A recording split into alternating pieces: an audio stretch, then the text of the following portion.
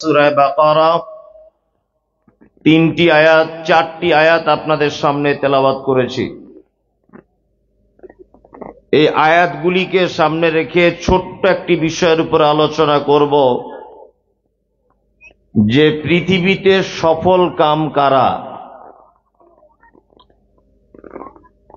তারও আগে একটি কথা বলে রাখছি, সেটা হচ্ছে এই, আমরা অনেক সময় ভাবি যে আমি 2 তলা বাড়ি করতে পারলাম না, আমি 2 বিঘা জমি কিনতে পারলাম না, আমার ছেলে মাস্টার হতে পারল না, আমার মেয়ের ভালো জামাই খুঁজে পেলাম না, আমি মনে হয় জীবনে সফলতা অর্জন করতে পারিনি। 2 তলা বাড়ি, 3 তলা বাড়ি, 4 তলা বাড়ি, কোটি কোটি টাকার মালিক হওয়া। আচ্ছা, একটা মানুষের সফলতা রবের নিকটে, রবের নিকটের সফলতার মানদণ্ড কি 2 তলা বাড়ি, 4 চাকা গাড়ি? কি আপনারা জানেন যে সারা ভারতবর্ষের অনেক ধনীদের ভিতরে একজন ধনী, তার নাম রতন টাটা। কিছুদিন আগে পৃথিবী থেকে চলে গেছে। আচ্ছা, ওর কি অর্থের কম ছিল? ছিল না। ওর অর্থের কম ছিল না। চলে যাবার আগে তার সমস্ত সম্পদকে ভারত সরকারকে দিয়ে গেছেন গরিব অসহায় দুস্থ মানুষদের খাদে ব্যয় করার জন্য, তাই না? এই রকম শ্রেণীর মানুষ আমরা দেখলে দূর থেকে বলি যে এরা জীবনে সফলতা অর্জন করেছে।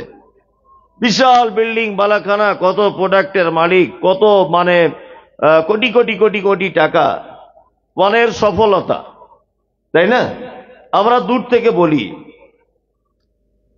আল্লাহ পবিত্র আল কোরআনের ভিতরে বলছেন যে কিয়ামতের দিনে প্রতিটা আমলকারীদের আমলের নিকটে আমি আল্লাহ নিজে পৌঁছাবো, নিজে যাব। যাওয়ার পরে আমলকারীকে জিজ্ঞাসা করব, তোমার নাম কি রতন টাটা? হ্যাঁ আল্লাহ, আমার নাম রতন টাটা।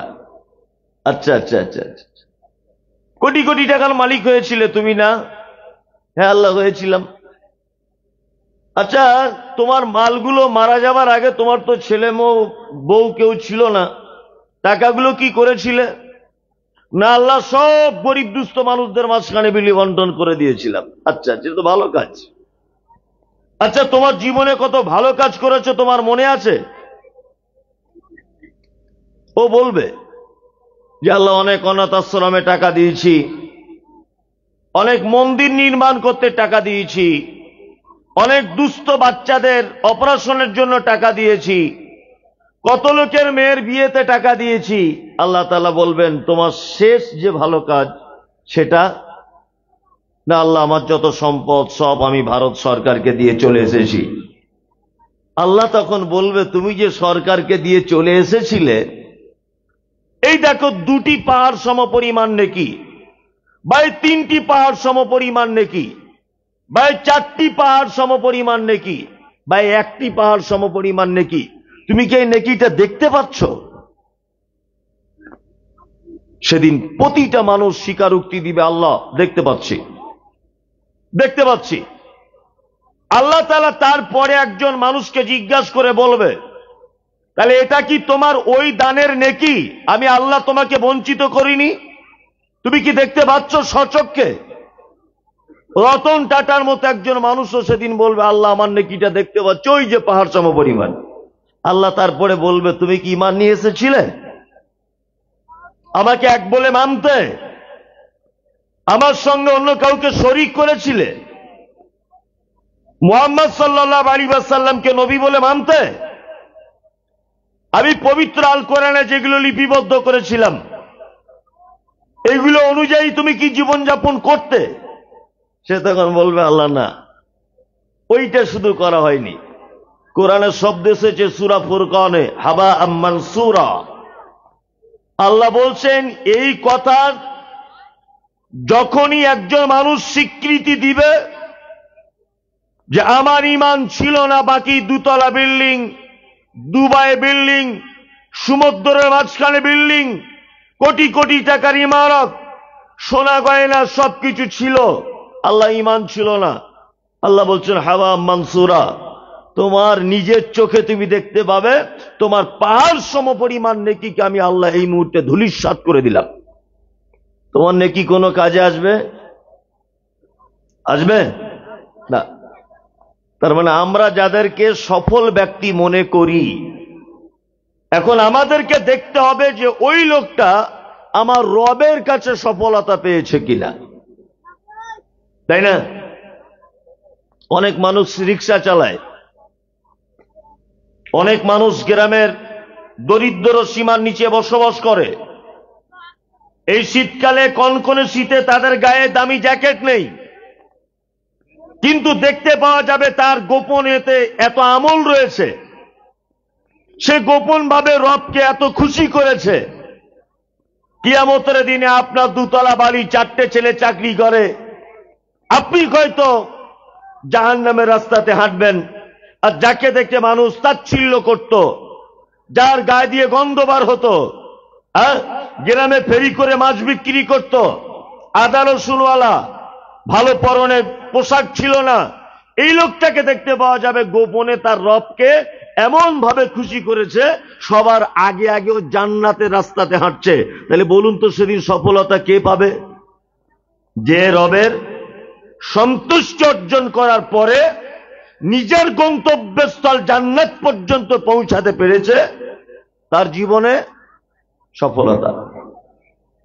আমি সূরা বাকারা, এই তোরা কিন্তু খুব বদমাইশি করছিস, এই তোরা খুব বদমাইশি করছিস, কিন্তু এরকম করিস না। তুই ক্যামেরা করছিস কেন? আমি কি বিয়ে করতে আইছি নাকি? বস, আমি বিয়ে করতে এসছি এখানে, আমার এত ছবি তুলছ? বসো, চুপচাপ মেরে বসুন। আসলে আমরা তো এমন একজন মানুষ আমরা নিজেকে তৈরি করেছি যে আমরা আবার একটু সুরসার না হলে পছন্দ হয় না। কোথা থেকে বক্তা নিয়ে এসছে, সুর করে করে বলে না, গজল টজল গায় না, একটু গান টান বলে না, হিন্দি সিনেমা কিছু কথা বলে না, এইসব অনেক মানুষ বলবে। আমাদের সিস্টেমটা এইভাবে চলছে, ওই জন্য ভালো কথা আমাদের মাথায় ঢোকে না। কি বললাম বুঝলেন? এমন কথা বলতে হবে একেবারে হেসে লুঙ্গি খুলে উল্টো দিকে চলে যাবে, নারী পুরুষ হা হা করে দাঁত বার করে হাসবে, আর বিশাল কণ্ঠস্বর, আর বিশাল মা ফতেমার গজল, এইসব না হলে বক্তব্য জমে না, জমে না। আমি পবিত্র গ্রন্থ মুকুট আল কোরআন দিয়ে এবার একটা একটা করে বলবো। জীবনের সফলতা পেতে গেলে আমার রব বলছে তোমাদের কি কি কি কি করা লাগবে, একটা একটা করে বলবো। তার আগে আরো কিছু কথা বলে রাখছি, সেটা হচ্ছে এই যে পবিত্র আল কোরআনের প্রতিটি সূরার একটা আলাদা আলাদা মর্যাদা আছে, জানা আছে? আলাদা আলাদা মর্যাদা নেই? আছে। সূরা বাকারার একটা ছোট্ট মর্যাদা আছে। মায়েরা যারা বসে আছেন আপনারা ভালো করে শুনে নেন, এই মর্যাদাটা আপনাদের ভালো কাজ করবে। এক, আমাদের অনেক সময় বাড়িতে বাচ্চা কাচ্চা রাতের ঘুমের ঘোরে কাঁদে, কাঁদে না? কাঁদে, অনেক সময় কাঁদে। মায়েরা কি করে? সকালবেলাতে ও শাশুড়ির সঙ্গে নতুন শাড়ি পরে কোন একটা 2 নম্বরী হুজুরের কাছে যায়, গিয়ে ঝাড়ফুঁক করে আনে, করে না? করে। আচ্ছা, একদিনের বাচ্চা বলে ভূতে ধরেছে, তা ভূত ওকে চিনল কি করে? আর ভূত ওর কাছে গিয়ে করবে কি? ওর টাকা পয়সা আছে, ওর ভালো বউ আছে, ভূত ওর কাছে গিয়ে করবে কি? কিছুটা একটা কাজ থাকতে হবে। ওই জিনে ধরেছে, ভূতে ধরেছে, এই ধরেছে, হাবি জাবি কেউ নজর দিয়েছে, এই করেছে, এইসব বলে মেয়েরা অনেক সময় কোথায় নিয়ে যায়? হুজুরের কাছে নিয়ে যায়, তাবিজ কবজ করে, তাই না? ওসব কিছুই নয়। বাড়িতে আপনার সূরা বাকারা তেলাওয়াত হয় না বলে এত শয়তান আপনার বাড়িতে বাসা বেঁধেছে যে এই বাচ্চা ছেলেকে শয়তান বারবার ফুসলায়, বারবার গুতা মারে, ও এমনিতেই কাঁদে। মুহাম্মদ সাল্লাল্লাহু আলাইহি ওয়াসাল্লাম তিনি বলেছেন, তোমাদের বাড়িতে যদি সূরা বাকারা যদি তেলাওয়াত করো, তাহলে তোমাদের বাড়িতে আর শয়তান প্রবেশ করতে পারবে না। ইনশাআল্লাহ সূরা বাকারা তেলাওয়াত করার চেষ্টা করবে ইনশাআল্লাহ। ইনশাআল্লাহ কোরআন মাজিদ পড়তে পারেন তো? পারেন? কারা কারা পারেন? কারা কারা? অনেকজন পারেন, তাই তো? বাকারা বেশি বেশি করে পড়বেন বাড়িতে, শয়তানের কাছ থেকে যদি আপনি বাঁচতে চান। নাম্বার 2, আমি এই সূরাটি হালকা একটু তাফসীর ব্যাখ্যা বিশ্লেষণ করছি।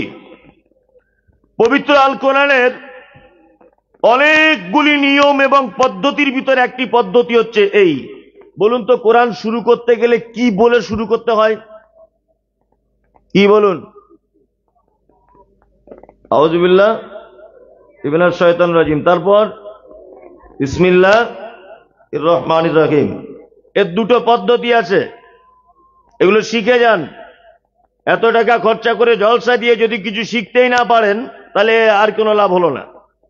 এক, পবিত্র আল কোরআন যদি আপনি কোন সূরার মাঝখান থেকে যদি শুরু করেন, তাহলে শুধু আউযু বিল্লাহ মনে থাকবে। আর কোন সূরার যদি প্রথম থেকে আপনি শুরু করেন, তাহলে আউযু বিল্লাহ বিসমিল্লাহ দুটোই মনে থাকবে। কোন সূরার প্রথম থেকে আউযু বিল্লাহ বিসমিল্লাহ দুটোই, মাঝখান থেকে শুধু আউযু বিল্লাহ। নাম্বার 2, আল্লাহ পবিত্র আল কোরআনের ভিতরে বলছেন, ফাইজা ক্বরাতাল কোরআন ফাস্তাইজ বিল্লাহি মিনাশ শাইতানির রাজিম। তোমরা যখন কোরআন তেলাওয়াত করবে, অবশ্যই শয়তানের ওয়াসওয়াসা থেকে পানাহ চাও। কার কাছে? আল্লাহর কাছে। আচ্ছা বলুন তো, কোরআন পড়াটা একটা ইবাদত কি ইবাদত নয়?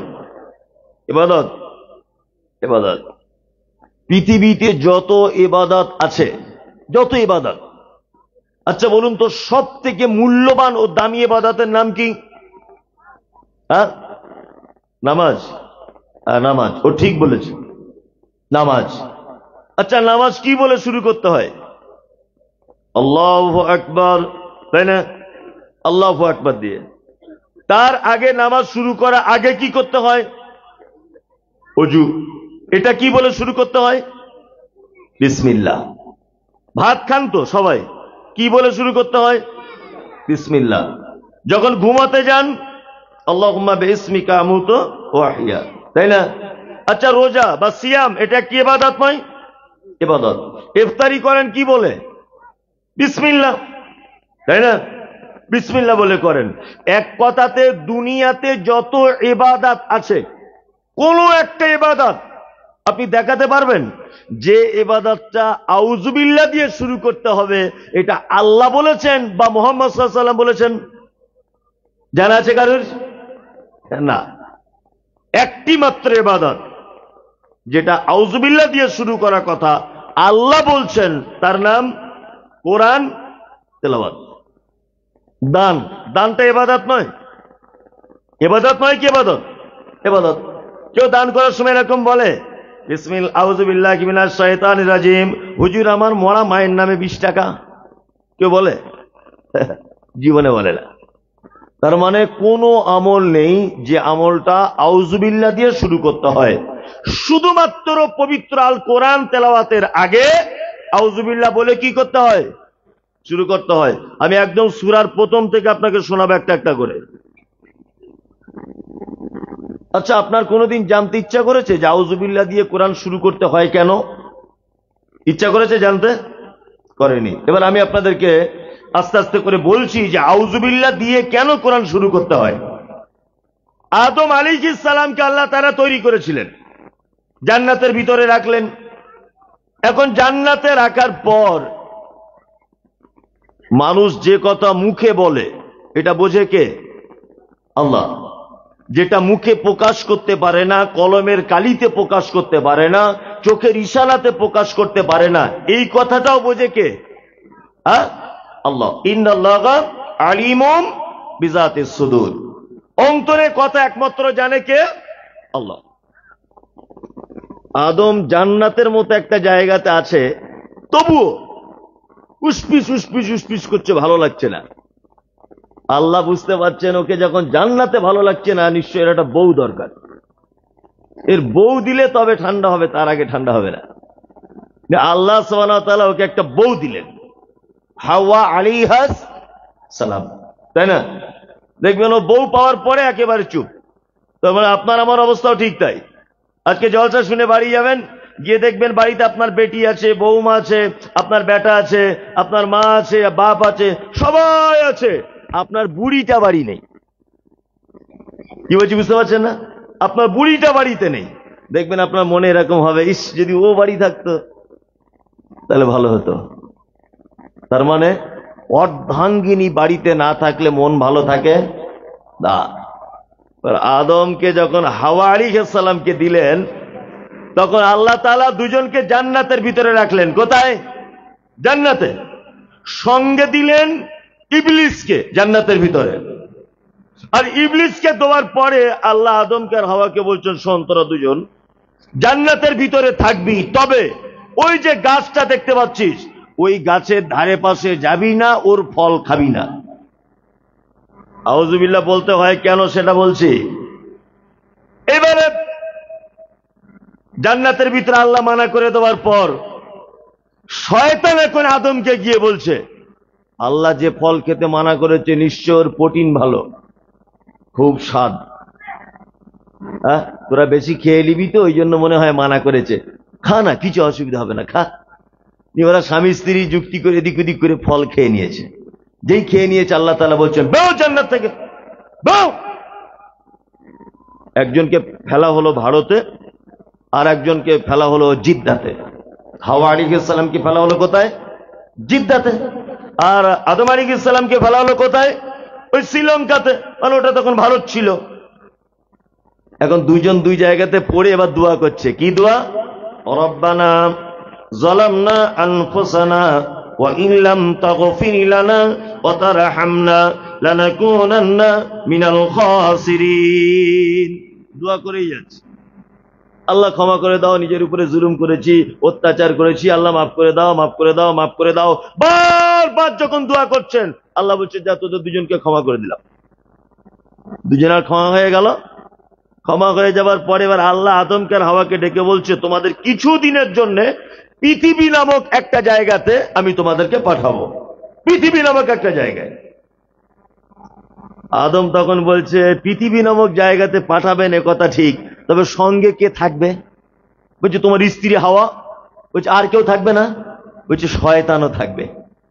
তখন আদম মনে মনে ভাবছে, একবার জান্নাতের ভিতরে ওর সঙ্গে থেকে ও ফল খাইয়ে আমাদেরকে জান্নাত থেকে বার করেছে, কোন রকম ক্ষমা টমা চেয়ে আবার ফের ঢুকলাম, আবার ও শয়তান যদি আমাদের সাথে থাকে তাহলে জীবনে মনে হয় জান্নাতে ঢুকতে পারবো না।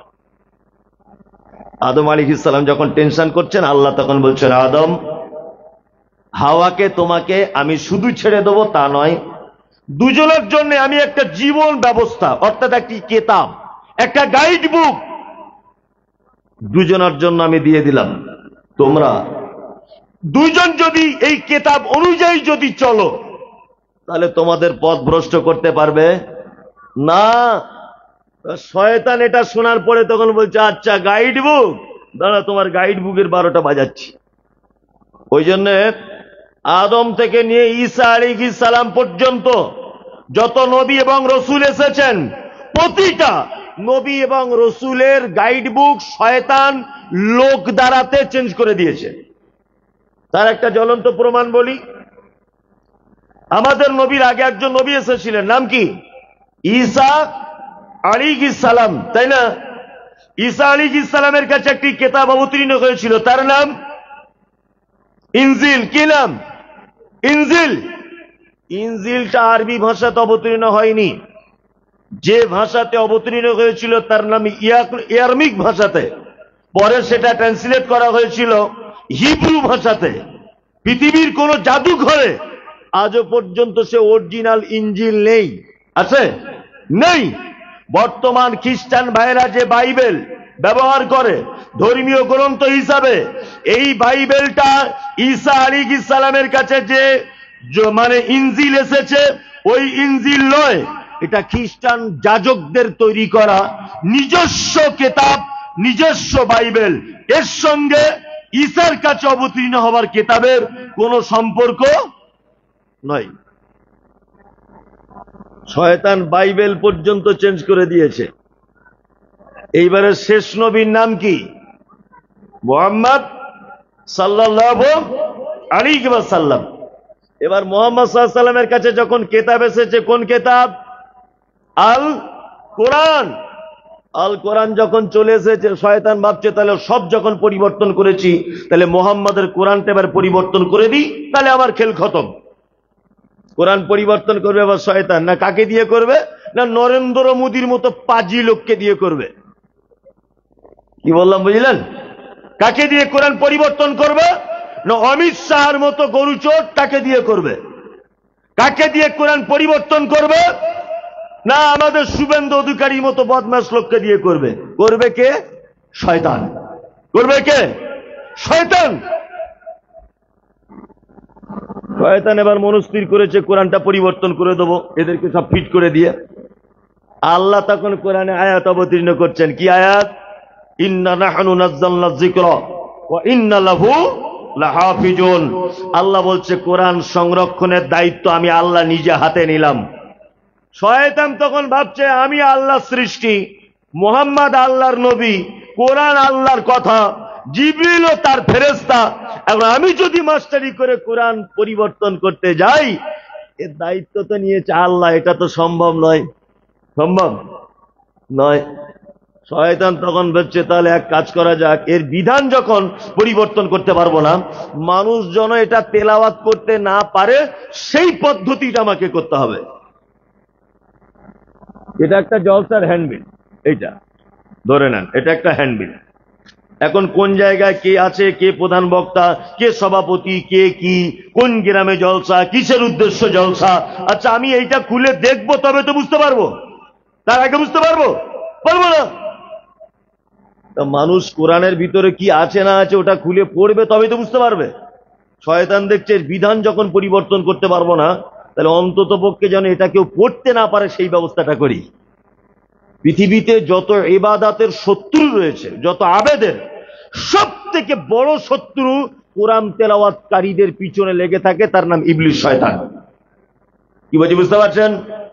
কোরআন তেলাওয়াতকারী পিছনে কেমন লাগে আপনাকে একটা দৃষ্টান্ত বলি। এই দেখুন, আমার মাদ্রাসায় মালদা জেলার অনেক ছেলে পড়ে। তা একটা ছেলে, ওর বাড়ি মুর্শিদাবাদ, শয়তান কেমন আক্রমণ করে, ও যেদিন থেকে মাদ্রাসায় ভর্তি হয়েছে সেদিন থেকে এরকম করে আছে। কি হচ্ছে রে বাবু তোর? বলছি হুজুর বাবারি মরি গেলাম। কি ব্যাপার বল? বলছি পেটে যন্ত্রণা।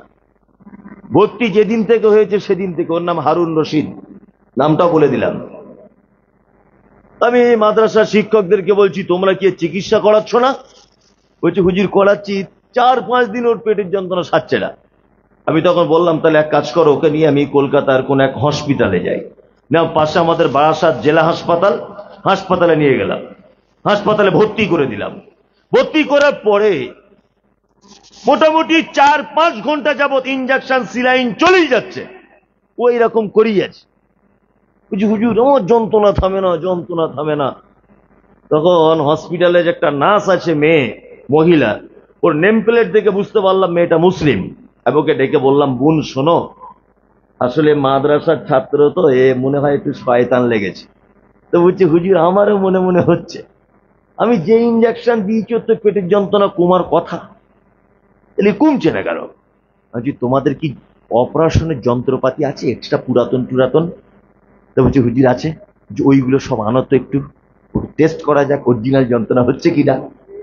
এখন ওই মেয়েটা এখন বুদ্ধি করে সে ছুরি কাঁচি আর সুতো টুতো যা লাগে আর কি অপারেশনের জন্য ওই ছেলেটার সামনে এনে রেখেছে। ওই ছেলেটা তখন আমাকে বলছে হুজুর এগুলো কি করবে? তোর পেটে যা 1 সপ্তাহ যন্ত্রণা হচ্ছে ওটা চিড়ে দেখবে ভিতরের মাল খারাপ না ভালো। কি বললাম বুঝলেন না? ও তখন বলছে হুজুর একটা সত্যি কথা বলবো। যে কি বল না? বলছে আমার মায়ের লেগে মন কেমন করছে, আমার অরিজিনাল পেটে যন্ত্রণা হয়নি হুজুর। মনে মনে তখন ভাবলাম আসলে দোষ তোর নয়, দোষ শয়তানের। দোষ কার? ইবলিস। ও তোকে হসপিটালের বেডে পর্যন্ত নিয়ে এসেছে, সিলাইন পর্যন্ত দিয়েছে, যাতে করে তুই কোরআনের শিক্ষা থেকে দূরে থাকতে পারিস। কি বললাম বুঝলেন? আচ্ছা, বর্তমান বাজারে ইবলিসের সেই প্রচেষ্টা জয়লাভ করেছে না পরাজয় হয়েছে? কোনটা কোনটা? জয়লাভ করেছে। একটা লোক এখানে বলুন তো আজকে ফজরের নামাজের পরে এক পাতা কোরআন মাজিদ পড়েছি? বলুন একজন। কজন? 4 জন লোক হাত তুলেছে। মানে আপনারা তো সব হাফেজ, যদি আপনাদের পড়া লাগে না, তাই তো? 4টে লোক ফজরের পরে কোরআন মাজিদ পড়েছে এখানে, এই 1000 লোকের ভিতরে। তার মানে কি শয়তান জয়লাভ করেছে কি করেনি? শয়তান এবার চক্রান্ত করছে, কোরআনের বিধান যদি পরিবর্তন করতে নাই পারি, মানুষ যাতে কোরআন পড়তে না পারে সেই ব্যবস্থা করি। মানুষকে কোরআন পড়া থেকে শয়তান দূরে সরাতে পেরেছে? পেরেছে। ওই জন্য আল্লাহ তাআলা বলছেন, ফাইজা করাতাল কোরআন ফাস্তাইজ বিল্লাহি মিনাশ শাইতানির রাজিম। তোমরা যখন কোরআন তেলাওয়াত করবে, শয়তানি ওয়াসওয়াসা থেকে কি করো? আল্লাহর কাছে পানাহ চাও, তাই না? তার মানে কোরআন তেলাওয়াতকারীর সব থেকে বড় শত্রুর নাম কি? ইবলিস, শয়তান। আমার একটা জানা কথা আপনাকে বলছি, পৃথিবীতে প্রতিটা জিনিস ছিনিয়ে নেওয়া যায়, টাকা দিয়ে কিনতে পাওয়া যায়। আমার ছেলে ডাক্তার হবে, ডাক্তারিতে চান্স পাইনি, আমার কোটি কোটি টাকার মালিক, আমি আমার ছেলেকে টাকা ঘুষ দিয়ে ডাক্তার করতে পারি? পারি কি পারি না? পারি। আমার ছেলের ইঞ্জিনিয়ার সার্টিফিকেট দরকার, আমি টাকা দিয়ে ঘুষ দিয়ে সার্টিফিকেট জোগাড় করতে পারি। আমি একটা স্কুলে চাকরি করব, আমার পয়সা নেই, আমার যোগ্যতা আছে, চাকরি নেই, কোটি কোটি টাকা দিয়ে ঘুষ দিয়ে হলেও চাকরি খুঁজে পাওয়া সম্ভব। কিয়ামত পর্যন্ত একটা জিনিস কোটি টাকা দিলে খুঁজে পাওয়া যাবে না। সেটা কি? কোন বাপের বেটা যদি এখানে প্রমাণ করে দিতে পারে যে আমার ছেলেকে আমি হাফেজ করব, আমার ছেলেকে আমি মাওলানা করব, আমার বেটিকে আমি মাওলানা করব, আমার বেটিকে আমি হাফেজা করব, আমার বেটিকে আমি আলেমা করব, কিয়ামত পর্যন্ত সারা গ্রামের লোক, তার পরিবারের লোক চেষ্টা করলেও সম্ভব হবে না। কারণ আল্লাহর নবী বলছেন, আল্লাহ যার কল্যাণ চায় তাকে দিনের জ্ঞান কি দান করে। জোর করে মাস্টার হওয়া যায়, জোর করে ইঞ্জিনিয়ারের সার্টিফিকেট কিনতে পাওয়া যায়, জোর করে মৌলবীর সার্টিফিকেট বার করা যায়। কত ভুয়ো সার্টিফিকেট দিয়ে ইমাম ভাতা, মুয়াজ্জিন ভাতা চালু করেছে, কত লোক ভুয়ো, তাই না? ও দাড়ি নাই, টুপি নাই, ও মুয়াজ্জিন, ও কোথাকার সার্টিফিকেট পেয়েছে? অনেক মসজিদে, অনেক মসজিদে ইমাম সাহেবের নামে ভাতা না করে ভাতা করেছে কমিটির নামে, তার দাড়ি নাই, টুপি নাই, তুমি কোন মাদ্রাসার ছাত্র হে? সার্টিফিকেট দেওয়ার সময় মিথ্যা ভাবে দিয়েছ, ডুপ্লিকেট, তাই না? তাহলে জোর করে সবকিছু হওয়া যায়, হাফেজ আলেম হওয়া যায় না। এটা কার দান? আল্লাহর দান। অত সহজ নয়। আল্লাহ তাআলা তারপরে আউযুবিল্লাহ বলে শুরু করতে হয়, তারপরে কি বলতে হয়? বিসমিল্লাহ। ওটা বললে তো রাত পড়ে যাবে, ওটা বাদ। এবার আলিফ লাম দিয়ে শুরু করি। আলিফ লাম মিম। আলিফ লাম মিম মানে আমি মমতাজুল ইসলাম জানি না, শেরশাহী মাদ্রাসার প্রধান শিক্ষক জানে না, ভাদু মাদ্রাসার শিক্ষক জানে না, সারা ভারতের বড় আলেম জানে না, সারা পৃথিবীর কেউ জানে না। আল্লাহর নবী এ ব্যাপারে কিছু বলেননি, সাহাবায়ে কেরামগণ এ ব্যাপারে নবীজিকে কিছু জিজ্ঞাসা করেননি। আর আমিও মমতাজুল ইসলাম সেরা 2-4 পাতা পড়া লোক, আমি এ ব্যাপারে কলম চালাচ্ছি না। কি বললাম বুঝলেন? নবীজি এ ব্যাপারে কিছু বলেন নেই, সাহাবীরা জিজ্ঞাসা করে নেই, আর আমাদের জিজ্ঞাসা করে তো বাবা, হুজুরদের এমন প্রশ্ন করছে, ওর বক্তব্য দুবার 12টা বাজিয়ে দিচ্ছে। নদিয়াতে গেলাম তো একজন প্রশ্ন করছে, হুজুর আপনারা বলেন কাঁধে 2 জন ফেরেশতা থাকে, এই কথা বিশ্বাস করলাম, আমার জানতে ইচ্ছা করছে যে তাদের খাতাগুলো রাখে কোথায়? তোর বাপের মাথায়। হারামখোর, তোর আর জানতে কিছু ইচ্ছা করলো না, এইটা ইচ্ছা করলো। বলছে হুজুর কাঁধে 2 জন ফেরেশতা থাকে, এটা বিশ্বাস করি, তা ওরা যে বলেন আপনারা লেখালেখি করে, তা খাতাগুলো থাকে কোথায়? আচ্ছা, এটা কি কোনো প্রশ্ন? কিছু জিনিস আছে যেগুলো যুক্তি তর্কতে আপনি আনতে পারবেন না, ওটা ঈমানের উপরে রাখতে হবে। কিসের উপরে? ঈমানের উপরে, বিশ্বাসের উপরে রাখতে হবে। আর বিয়াদব আমাকে বলছে যে খাতা কোথায় থাকে। সাহাবীরা নবীজিকে বেশি প্রশ্ন করতেন না, তাই তো? তারপর আল্লাহ তাআলা বলছেন যালিকাল কিতাবু লা রাইবা ফীহি হুদাল লিল মুত্তাকিন। এই কিতাবের ভিতরে কোনো সন্দেহ নাই, আছে না? আর এই কিতাব উপকার করবে কার? মুত্তাকিদের। কাদের? মুত্তাকিদের। এখানে দুটো একটা কথা বলি, কোরআন এমন একটা কিতাব সবার উপকার করে কি না? আপনারা ডাক্তার জাকির নায়েকের নাম শুনেছেন? শুনেছেন তো? চেনেন লোকটাকে? চেনেন? উনি পেশায় একজন ডাক্তার। আর বাংলাদেশের ময়মনসিংহ একজন মহিলা, ওর নাম হচ্ছে তসলিমা নাসরিন। খুব ইমানদার মেয়ে। কি মনে হয়? ইমানদার মানে দে হায়ার কোয়ালিটির 1 নম্বরে, হাই কোয়ালিটি। মানে এত বদমায়েশ, এত বদমায়েশ। ও সারা জীবনের কাজ হচ্ছে মুহাম্মদ সাল্লাল্লাহু আলাইহি ওয়াসাল্লামের বিরুদ্ধে কলম চালানো, ইসলামের বিরুদ্ধে কলম চালানো। এও ডাক্তার, ও ডাক্তার, দুজনাই কি ডাক্তার। ও সঠিক কোরআনের দাওয়াত পেয়ে দ্বীনের দাওয়াত দিচ্ছে, আর ও বেঈমান হয়ে মুহাম্মদ সাল্লাল্লাহু আলাইহি ওয়াসাল্লামের বিপক্ষে কলম ধরেছে। তার মানে বোঝা যাচ্ছে কোরআন সবার উপকার করে কি না? ও ডাক্তার, এও ডাক্তার, এ সারা পৃথিবীতে দ্বীনের দায়ী হিসাবে কাজ করছে। আর ও লিখছে নারী পুরুষের সমান অধিকার। এরা যদি দাঁড়িয়ে পেচ্ছাপ করতে পারে, মহিলারা কেন দাঁড়িয়ে করতে পারবে না? এটা ওর বক্তব্য। ছি ছি ছি ছি ছি, কি মানসিকতা বুঝতে পারছেন? এটা ওর বক্তব্য। আল্লাহ কসম বলছে, ও বইয়ে লিখছে, ও বইয়ে লিখেছে এটা।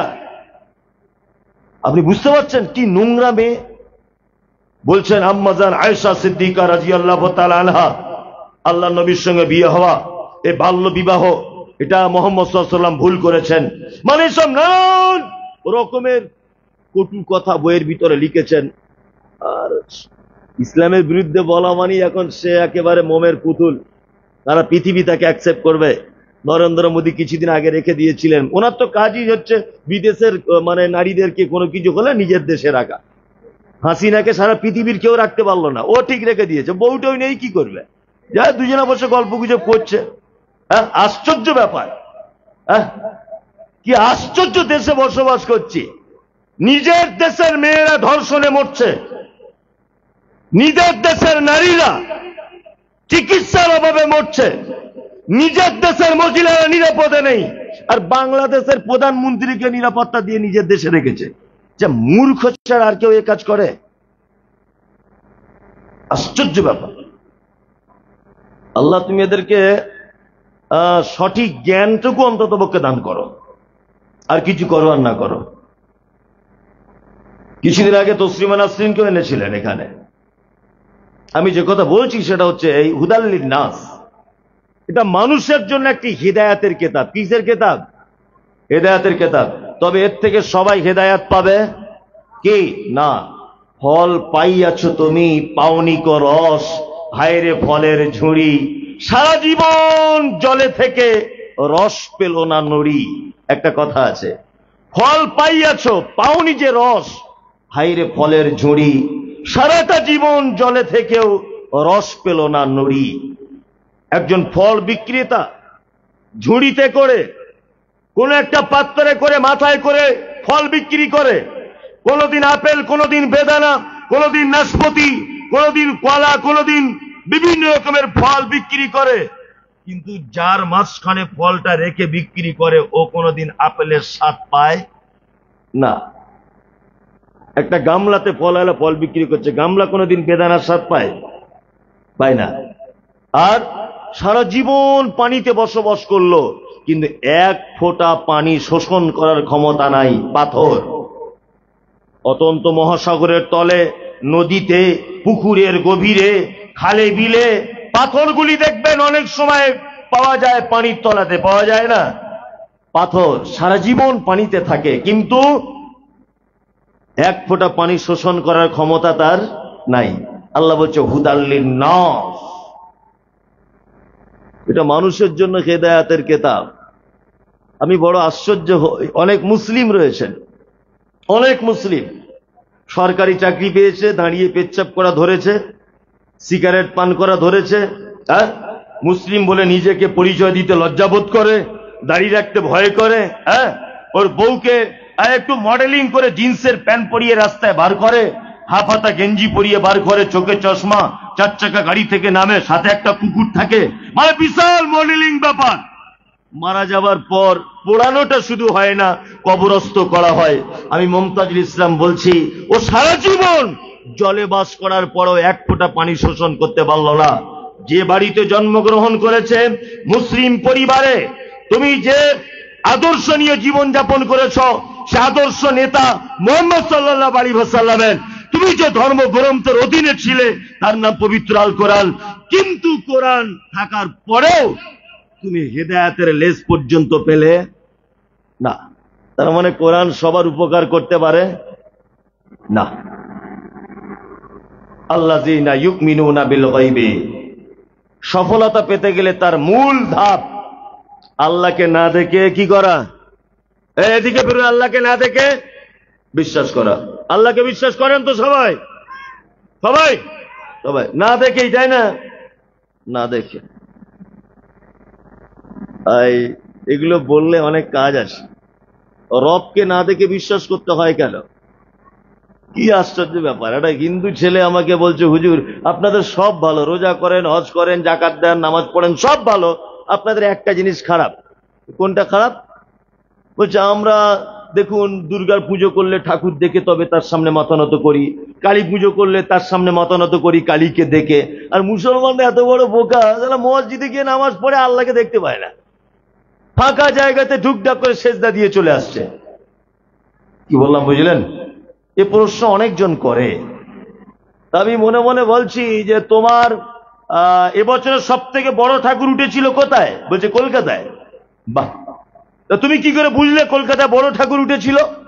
বলছে হুজুর পেপার পত্র পত্রিকা দেখেছি, আমাদের বিশাল বড় মণ্ডপ, তার ভিতরে মায়ের ছবি, বিশাল ব্যাপার, 13 কেজি স্বর্ণকার দিয়ে সাজানো হয়েছে। বাহ, খুব ভালো। তুমি যে পেপারটা দেখেছো, ওই পেপারটা যখন পুরাতন হয়ে গেল, দেখতে পাবে ওই পেপারে দোকানদার চানাচুর মুড়ি, ঝালমুড়ি, আচার বিক্রি করে, করে না? ঠোঙা তৈরি করে। হ্যাঁ, তা তো করে। তখন ওই আচারটা খেয়ে ওই তোমার মায়ের ছবিটা ফেলে কোথায়? বলছে ডাস্টবিনে ফেলে। আচ্ছা তাহলে বলো তো কি তোমার মায়ের সম্মান বাড়লো না মায়ের সম্মান কমলো? বলছে হুজুর কমলো। কমলো না? কমলো না বাড়লো? কমলো। আমার রব এমন একটা রব, আল্লাহ বলছেন আল্লাযীনা ইউমিনুনা বিল গায়বি, বান্দারে শুনে রেখে দাও, আমার প্রতি ঈমান রাখতে হবে আমাকে না দেখে। এর অনেক কারণ রয়েছে। আপনি যদি কোনো মানুষকে দেখে নেন, তাহলে সেই মানুষের দোষ ত্রুটি সম্পর্কে আপনি বর্ণনা করতে থাকেন। আর কোন মানুষকে যদি আপনি না দেখেন জীবনে কোনোদিন, তাহলে তার কোনটা কেমন, কোনটা কি, এটা আপনার দেখার আর সুযোগ থাকবে না। থাকবে? থাকবে না। ওই জন্য কাজী নজরুল একটা কথা বলেছে, তুমি যদি কাউকে প্রেমে পড়ে যাও, তুমি যদি অরিজিনাল কারো প্রেমে যদি পড়ে যাও কোনো নারীর, তাহলে তুমি কোনোদিন তার সামনে দাঁড়াতে যেও না, তাহলে আর প্রেম টেকাতে পারবে না। ওই জন্য যে সমস্ত লাভ ম্যারেজ গুলো আছে, মানে ভালোবাসায় বিয়ে শাদী, এদের অধিকাংশ সংসারে দেখবেন দাউ দাউ করে আগুন জ্বলছে, দাউ দাউ করে, প্রকাশ্যে না হলেও গোপনে।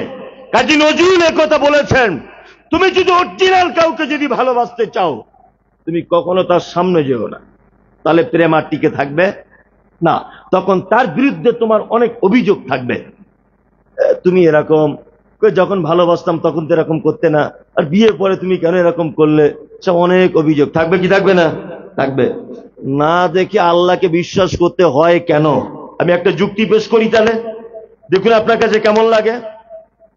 একটা ছেলে ফোনে কথা বলে, সুইচওয়ালা ফোন, বড় ফোন নয়। কাকে ফোন করে? না, একটা বান্ধবী তৈরি করেছে, ওর নাম শেফালি। শেফালির সঙ্গে কথা বলে, হ্যালো, তোমার বাড়ি কোথায়? আমার বাড়ি কালিয়াচক। তোমার বাড়ি কোথায়? আমার বাড়ি অমুক জায়গায়। তোমার আব্বা কি করে? আমার আব্বা ছাগল ব্যবসা করে। তোমার আব্বা কি করে? আমার আব্বা গরু ব্যবসা করে। এরকম ভাবে কথা বলতে বলতে বলতে বলতে বলতে বলতে 3 বছর ফোনে কথা বলছে। তোমায় ছাড়া বাঁচবো না, অমুক তমুক, তুমি আমার জান, তুমি আমার প্রাণ, সব চলছে। কি বলে বুঝলেন? এখন ছেলেটা তখন বলছে, আচ্ছা শেফালি, 3 বছর তোমার সঙ্গে কথা বলছি, ভিডিও কলে তো চান্স পাচ্ছি না, সুইচ ওয়ালা ফোন, একদিন দেখা করলে হয় না? তো বলছি কোথায় দেখা করবে? বলছি 16 মাইলে এসো। বলছে 16 মাইলে? আমার তো, তুমিও আমায় চেনো না, আমি তোমায় চিনি না, এই লোকজনের ভিড়ে তুমি আমায় কি করে বুঝবে? তখন ছেলেটা বলছে, শোনো, আমার চুল কাটা থাকবে, এই দিকটায় সাদা আর এই দিকটা হালকা লাল, আর আমি একটা জিন্স প্যান্ট পরে থাকবো, পাছার কাছে হালকা একটু ছেঁড়া থাকবে, আর নতুন স্টাইল আর কি। তুমি এইটা দেখে বুঝতে পেরে যাবে আমি সেই তোমার হিরো। মেয়েটা তখন বলছে, শোনো, আমি কি করে থাকবো জানো? বলছে কি? বলছে এমনি তো গেলে ধরে ফেলবে, বোরখা পরে যাব। বোরখা পরে থাকলে একটু বুঝতে পারবে না, তবে শোনো, আমার বোরখায় পাছার কাছে একটা গোলাপ ফুল ঝুলবে, নতুন ডিজাইন আর কি, ওই ফুলটা দেখে তুমি বুঝতে পেরে যাবে আমি সেই তোমার প্রাণ প্রিয়া। এখন ছেলেটা খুব চালাক, মেয়েদের যতই বুদ্ধি থাক, ছেলেদের কাছে বুদ্ধি কম। কি বললাম বুঝলেন? তবে একটা কথা বলে দিচ্ছে, এই কথার মাঝখানে ওদের পাল্লায় পড়বে না, আন্ডার প্যান্ট পরে আপনাকে ঘুরিয়ে দিবে। কি বললাম বুঝলেন? 4 বার আপনাকে গরু হাটে বিজবে। ভাবছেন ওই জলসা শুনতে এসছে মনে হয় বোরকা পরে আর অন্য পরে, ওরা কিছু বুঝে না। ওদের যা বুদ্ধি, আপনাকে 4 বার গরু হাটে ভিজবে অমরপুরের, ওদের এত বুদ্ধি। এই দেখুন, এবার আপনাকে বলছি, ছেলেটা তখন 16 মাইলে ফোন করছে আর মেয়েটাকে বলছে, এই তোমার বোরখার মুখটা খোলো না একবার দেখি, তুমি কি সেইটা কিনা? মেয়েটা তো বুদ্ধি কম, ও তখন বলছে ঠিক আছে, বোরখার মুখটা খুলছি। দূর থেকে, ছেলেটা দূর থেকে ফোন করছে, যাকে জান সোনা প্রাণ বলে বলে বলে বলে 3 বছরে ভালোবাসা দেখা করতে গেছে কালিয়াচকে, মেয়েটা আবার দূর থেকে বোরখার মুখটা খুলেছে, এ তখন দেখছে আল কাতরার মতো কালার। আচ্ছা বলুন তো, এই 3 বছরের প্রেম ভালোবাসার পরে দেখা করে যদি দেখে আল কাতরার মতো কালার, আচ্ছা এই বলুন তো, এই ছেলেটা ফোনের সুইচ অফ করে দিয়ে ফোন ভেঙে দিয়ে চলে আসবে না? যে এতদিন তোর মতো এই নাক খেদিকে বললাম আই লাভ ইউ, আর তোর মতো মেয়েকে বললাম ভালোবাসি, ছি ছি ছি ছি ছি ছি, ওদেরকে আর পছন্দ করবে না, তাই না? তার মানে বোঝা যাচ্ছে, তুমি যদি কাউকে চিরদিনের জন্য ভালোবাসতে চাও, তাহলে তুমি তাকে দেখতে যেও না। কি বললাম বুঝলেন? দেখতে গেলেই বিপদ। দেখুন এই ছেলেটাই এতদিন 3 বছর ওর প্রেমে পাগল, ও না খেলে এও খায় না, ও না ঘুমালে এও ঘুমায় না, যখনই দেখতে পেয়েছে ছেলেটা তখনই কমেন্ট করছে ও কালো, তাই না? আল্লাহর ব্যাপার ঠিক তেমন, আল্লাহকে দেখতে পাওয়া যায় না, ওই জন্য আমরা আল্লাহর ব্যাপারে কোনো কমেন্ট করি না। মসজিদে গেলে যদি রবকে দেখা যেত, কালিয়াচকের লোক বলতো আল্লাহর নাকটা সবই ভালো, হালকা একটু উঁচু হলে ভালো হতো। আবার দিনাজপুরের লোক বলতো আল্লাহ সব ভালো, আল্লাহ চুলটা আর একটু ভালো হলে ভালো হতো। আপনি আপনার মতো করে ভাবতেন, ও ওর মতো করে ভাবতো। আমি মমতাজুল, আমি আমার মতো করে ভাবতাম, ও ওর মতো কমেন্ট করতো, আমি আমার মতো করতাম। করতাম কি করতাম না? ওই জন্য আল্লাহ বলছে, ইমানদাররা শোন, আল্লাযীনা ইউমিনুনা বিল গায়বি, তোদের প্রথমে সফলতার একটি কারণ হলো এই যে তোরা আমাকে না দেখে বিশ্বাস করে নিবি। আয়াতুহুম যাদাতুহুম ঈমানা, আল্লাহ বলছে মোমেন তারা যারা আমাকে দেখতে পাবে না, আমার নিদর্শনাবলী দেখতে পাবে, আমার গুণাগুণ দেখতে পাবে, আমার ক্ষমতা দেখতে পাবে, আমার নিদর্শনাবলী দেখতে পাবে, যাদাতুহুম ঈমানা, আমার নিদর্শনাবলী দেখে দেখি তার ঈমানকে সে বৃদ্ধি করে নেবে, ঈমানকে বৃদ্ধি করবে শুধু আমার নিদর্শনাবলী দেখে। ইন্নাল্লাযীনা ইয়াখশাউনা রাব্বাহুম বিল গায়বি লাহুম মাগফিরাতুন ওয়া আজরুন কাবীর। আল্লাহ বলছে যারা আমাকে না দেখে ভয় করে, তাদের জন্য রয়েছে উত্তম প্রতিদান, বড় প্রতিদান। আল্লাহকে যারা কি করে, না দেখে বিশ্বাস করে, আলিমান খাফা মাকামা রাব্বিহি জান্নাতান, আল্লাহ বলছে যারা কিয়ামতের দিনে আমার সামনে দাঁড়াবে কি করে, এই লজ্জার কারণে যারা ভয় করে, আল্লাহ বলছে তাদের জন্য একটা জান্নাত নয়, দুটো জান্নাত। এই তোরা চুপ করবি? দাঁড়া তো, চুপ করবি তোরা? তোর মাও বাড়িতে খুব টেনশন আছে তোকে নিয়ে। তোরা এত ভদ্র ছেলে কেন? এরকম করিস না। বিয়ে করেছিস? চুপচাপ মেরে থাক, পাগল কোথাকার। অত ডিস্টার্ব করে, তুই ওর ঘাড়ে উঠছি, ও তোর ঘাড়ে উঠছে, এটা কি এই জায়গা? তাহলে এটা কোন জায়গা? এটা কোরআন হাদিসের কথা আলোচনা হচ্ছে না, এখানে এরকম করতে নেই। হ্যাঁ জি, তাহলে যে কথা বলছিলাম, আল্লাহকে না দেখে কি করা লাগবে? বিশ্বাস করা লাগবে, তাই না? অমিম্মা রাযাকানাকুম ইনফিকুন। আর তোমাকে যে রুজি দেওয়া হয়েছে তার থেকে কি করা লাগবে? সব ব্যাংকে রেখে দিতে হবে, ফকির মিসকিনকে দিলে হবে না, তাই তো? ইনফিকুন। আল্লাহ কোরআনে যে শব্দগুলো চয়ন করেছে এগুলো শুনলে অবাক হয়ে যেতে হয়। আল্লাহ একবারও বলছে না যে তুমি তোমার টাকাটা আল্লাহ রাস্তায় দান করো। আল্লাহ বলছে অমিম্মা রাযাকানাকুম ইউনফিকুন, আমি তোমাদেরকে যে রুজি আমি দিয়েছি ওই রুজি থেকে তুমি কি করো? কি করো? দান করো। আমরা দান করি তো? দান করি? আমাদের দান করার আবার অনেক স্টাইল। এইখানে দান করেছে 2000 টাকা, এই যে 2000 টাকা, 1000 টাকা কে দিয়েছে? তা এসে আবার বলছে শফিকুল ইসলাম 1000। তা যে দোয়া করছিল শফিকুলের নামটা বলতে ভুলে গেছে, ও আবার পরে এসে বলছে আমার নামটা বলুন, আমার নামটা বলুন, 1000 টাকা দিলাম। তা বক্তা দোয়া করছে 10 টাকা 2000 দান দিল নামে শফিকুল, মাফ করে দিও তুমি জীবনেরই ভুল। আবার ঘুরে এসে বলছে আলহাজ শফিকুল, আমি এইবার 2024 হজ করে এসেছি, নামটাই ঠিক করে বলুন। তার মানে কি ও বোঝাতে চাইছে আমি 1000 টাকা দিয়েছি। বুঝলেন না? অনেক মুরগি দেখেছেন তো ডিম পাড়ার পরেই ডাকে, তার মানে তার মালিককে বলতে চায় এমনি খাই না, ডিম দিয়ে দিয়েছি তোর খাবার। হ্যাঁ বলে না? দেখবেন ডিম পাড়া হয়ে গেলেই ও ডাকতে শুরু করবে, সেইরকম চিল্লামিল্লি করে বাইরের দিক চলে যাবে গা হাত পা ঝেড়ে দিয়ে। তার মানে কি ওর মালিককে বলতে চায় তোর চাল খাই, তোর গম খাই, এমনি খাই না, একটা 10 টাকা ডিম দিয়ে দিয়েছি, জামাই এলে দিয়ে দিস, তাই না? তো ও এটা বলতে চায় যে আমি আল্লাহ এই গ্রামে এমনি নাই, শফিকুল আলহাজ 1000 মেরে দিয়েছি তোমার জান্নাতে যাওয়ার জন্য, তাই না? এসব লোক দেখানোতে কাজ হয়? হয়? হয় না। আল্লাহু আকবার। দান আমরা করি, কিন্তু আমাদের দানে অনেক সময় কি হয়? লৌকিকতা। লৌকিকতা হয় না? পৃথিবীর একটা শ্রেষ্ঠ দানির কথা বলবো 1 মিনিট। হ্যাঁ, হযরত উসমানের নাম শুনেছেন? উসমান কত মর্যাদাবান লোক জানেন? জানেন না তো? জেনে যান তাহলে। আল্লাহ নবী বলছেন সারা পৃথিবীতে যত মানুষ আছে সব থেকে নরম হৃদয়ের মানুষ তার নাম আবু বকর। তার নাম কি? আবু বকর। পৃথিবীতে যত মানুষ আছে সব থেকে দিনের ব্যাপারে কঠিন মানুষ তার নাম ওমর। পৃথিবীতে যত মানুষ আছে সব থেকে লজ্জাশীল তার নাম কি? উসমান। তার নাম উসমান। কেমন মানুষ জানেন? আম্মাজান আয়েশা বাড়িতে বসে আছেন। কে? আম্মাজান আয়েশা। আয়েশার উরুতে মাথা দিয়ে শুয়ে আছেন মুহাম্মদ সাল্লাল্লাহু আলাইহি ওয়াসাল্লাম। আয়েশা স্ত্রী, তাই তো? স্ত্রীর উরুতে মাথা দিয়ে শুয়ে আছেন কে? আল্লাহ নবী সাল্লাল্লাহু আলাইহি ওয়াসাল্লাম। স্বামী স্ত্রী দুজনা গল্প গুজব করছে, তাই না? ঠিক দরজাতে কে? আবু বকর। আবু বকর মানে কে চেনেন তো? আয়েশার আব্বা, তাই না? আল্লাহ রসুল দরজা খুললেন। আল্লাহ রসুলের থেকে আবু বকর 2 বছরের ছোট ছিলেন। কত বছরের?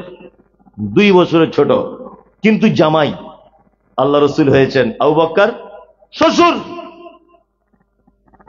আল্লাহ রসুল ওই ভাবি আছেন উরুতে মাথা দিয়ে শুয়ে, আর লুঙ্গিটা এরকম হালকা একটু উঠে আছে আল্লাহ রসুলের। এইভাবেই শুয়ে শুয়ে আবু বকরের সঙ্গে কথা বললেন। আবু বকর চলে গেলেন। তারপরে কে? ওমর। আল্লাহ রসুল শুয়ে আছেন ওইভাবে স্ত্রীর কোলে মাথা দিয়ে, আর পাটা এরকম লম্বা করে, লুঙ্গিটা হালকা উঠে আছে। কথা বললেন ওইভাবে, চলে গেলেন। এবার 3 নম্বরে আসছেন কে? উসমান। উসমানের নাম শুনে আল্লাহ রসুল লাফিয়ে উঠে তাড়াতাড়ি করে লুঙ্গি টুঙ্গি সব ঠিকঠাক করে এক জায়গায় হয়ে বসে পড়লেন। মেয়েদের মন তো, বাপের বদনাম জীবনে মেয়েরা সহ্য করতে পারে? পারে? পারে? পারে না। আজকে আপনি টেস্ট করবেন, আপনার বউকে বাড়ি গিয়ে বলবেন তোমার হাতে রান্না খুব ভালো, তোমায় দেখতে খুব সুন্দর, তোমার মাথার চুল, তুমি যখন হাসো কি যে ভালো লাগে, আর তুমি যখন কথা বলো আমি অবাক হয়ে তোমার দিকে দেখি, তুমি তখন চলো এত সুন্দর লাগে, তোমার মাথার চুল, তোমার ঠোঁট, মানে এত প্রশংসা করবেন, ও দেখবেন দিন দিন করে নাচছে। আর ঠিক শোবার 1 মিনিট আগে বলবেন তোমার সব ভালো, তোমার আব্বারা লোক খারাপ, এই যে বলে দেবেন, রাতেই গলা টিপে ধরবে। আর না সকালবেলা চায়ের সাথে বীজ দিয়ে দেবেন। কি বললাম বুঝলেন? ও সব সহ্য করবো, জীবনে বাপের বাড়ির বদনাম সহ্য করবে না। এর নাম নারী। কথায় কথায় আমার বাপ, আমার ভাই, আমার বোন, ও অথচ আপনার খায়, ও আপনার খাবে, বদনাম করবে কার? আপনার। ও সব ভালো নাকি ওর বাপ ভাইরা, আপনি জীবনে ওর কাছে ভালো হতে পারবেন না। এটা ওদের অনেক গুণের একটা ভালো গুণ। তা আম্মাজান আয়েশা যদিও নারী, তো আম্মাজান আয়েশা বলছেন আল্লাহর নবী, আবু বক্কর এসেছে, আবু বক্কর আমার আব্বা, অথচ আমি আবু বক্করের বেটি, আর আপনি আমার উরুতে মাথা দিয়ে শুয়ে আছেন, একবার উঠলেন না। আবু বক্কর আপনার শ্বশুর। আল্লাহর নবী দ্বিতীয়বার এসেছে, আর একজন আপনার শ্বশুর, নাম হলো তার হযরত ওমর, অর্থাৎ হাফসার আব্বা, আপনি ওইভাবে শুয়ে আছেন, একবার উঠলেন না। কিন্তু নবীজি আপনি উসমানের ব্যাপারে কেন উঠে দাঁড়ালেন বলেন? তখন আল্লাহ নবী বলছেন, আয়েশা রে, যাকে দেখে আল্লাহর ফেরেশতারা পর্যন্ত লজ্জা পায়, যে উসমানকে দেখে আসমানের ফেরেশতারা পর্যন্ত পর্দা করে লজ্জা পায়, আমি নবী, আমি কি উসমানকে দেখে নিজে একটু লজ্জা করব না? আল্লাহু আকবার। উসমান দেখছেন তো লোক কেমন, উসমানকে দেখে লজ্জা পেত কারা? আসমানের ফেরেশতারা। এই দেখুন উসমানের কারবার দেখুন, আপনার গায়ের লোমটা খাড়া হয়ে যাবে ওর কারবার শুনলে। কারবার বলি, আল্লাহ বলেছেন মোমেন তার রুজি থেকে কি করবে? দান করবে, তাই তো? মুসলিমরা মক্কা থেকে হিজরত করে মদিনায় চলে এলেন, আনসার মুহাজির দুজনেই খাদ্যর সংকটে ভুগছেন, পানির সংকটে ভুগছেন। মদিনাতে আসার পরে পানি নেই, পানির খুব কষ্ট, মুসলিমরা অজু করতে পারছে না, বাচ্চাদেরকে পানি পান করাতে পারছে না, গৃহপালিত পশুকে পানি পান করাতে পারছে না। এই সময়তে আল্লাহ নবী সাল্লাল্লাহু আলাইহি ওয়াসাল্লামের মন খুব খারাপ, মক্কায় অত্যাচার সহ্য করতে না পেরে মদিনায় এলাম, মদিনাতে পানির সংকট। আল্লাহ রসুল বারবার উসমানের দিকে দেখছে, দেখি উসমান কিছু করে কিনা, দেখি উসমান কিছু করে কিনা। হযরত উসমান মনে মনে ভাবছেন, দেখি তো মদিনাতে কূপ কার আছে, পানির কুয়া কার আছে, দেখি তো খোঁজ করে করে। হযরত উসমান দেখছেন একটা ইহুদির একটা পানির কূপ আছে। হযরত উসমান গেলেন, ইহুদিকে ডেকে বললেন, তুমি কি তোমার পানির কূপ বিক্রি করবে? ইহুদি বলছে, না বিক্রি করবো না। হযরত উসমান বলছেন, অর্ধেক বিক্রি করুন। বলছে, অর্ধেকও বিক্রি করবো না। হযরত উসমান আবার বলছেন, তাহলে কিছু অন্তত 3/1 করুন বিক্রি, আমি একদিন পানি নেব, আপনার একদিন পানি নেবেন। তখন ইহুদি কূপের মালিক, ও তো বুঝতে পারেনি যে কার সঙ্গে কথা বলছি। হ্যাঁ, এ তো উসমান নয়, উসমান গনি, তাই না? ইহুদি তখন বলছে, তোমার বাড়ি কোথায় বলো তো? তোমরা তো এই কিছুদিন আগে মক্কা থেকে হিজরত করে মদিনা এসেছো, তোমাদের নিজেরই খাবার পয়সা নাই, আর তোমরা পানির কূপ কিনবে? টাকা আছে তোমার কাছে? হযরত উসমান বলছেন, তবুও কত টাকা হতে পারে? 10 টাকার মাল। কূপের মালিক ইহুদি দাম চেয়েছে 35,000 দিরহাম। কত দিরহাম? 35,000 দিরহাম। 35 টাকার মাল দাম চেয়েছে কত? 35,000 দিরহাম। হযরত উসমান পকেট থেকে টাকা বার করে বলছে, 35,000 দিরহাম, কূপ ফেলো। কূপের মালিক তো অবাক, যে কেমন ধনী লোক রে বাবা, 35,000 দিরহাম কাছে নিয়ে ঘোরে। কূপ কিনে নিলেন।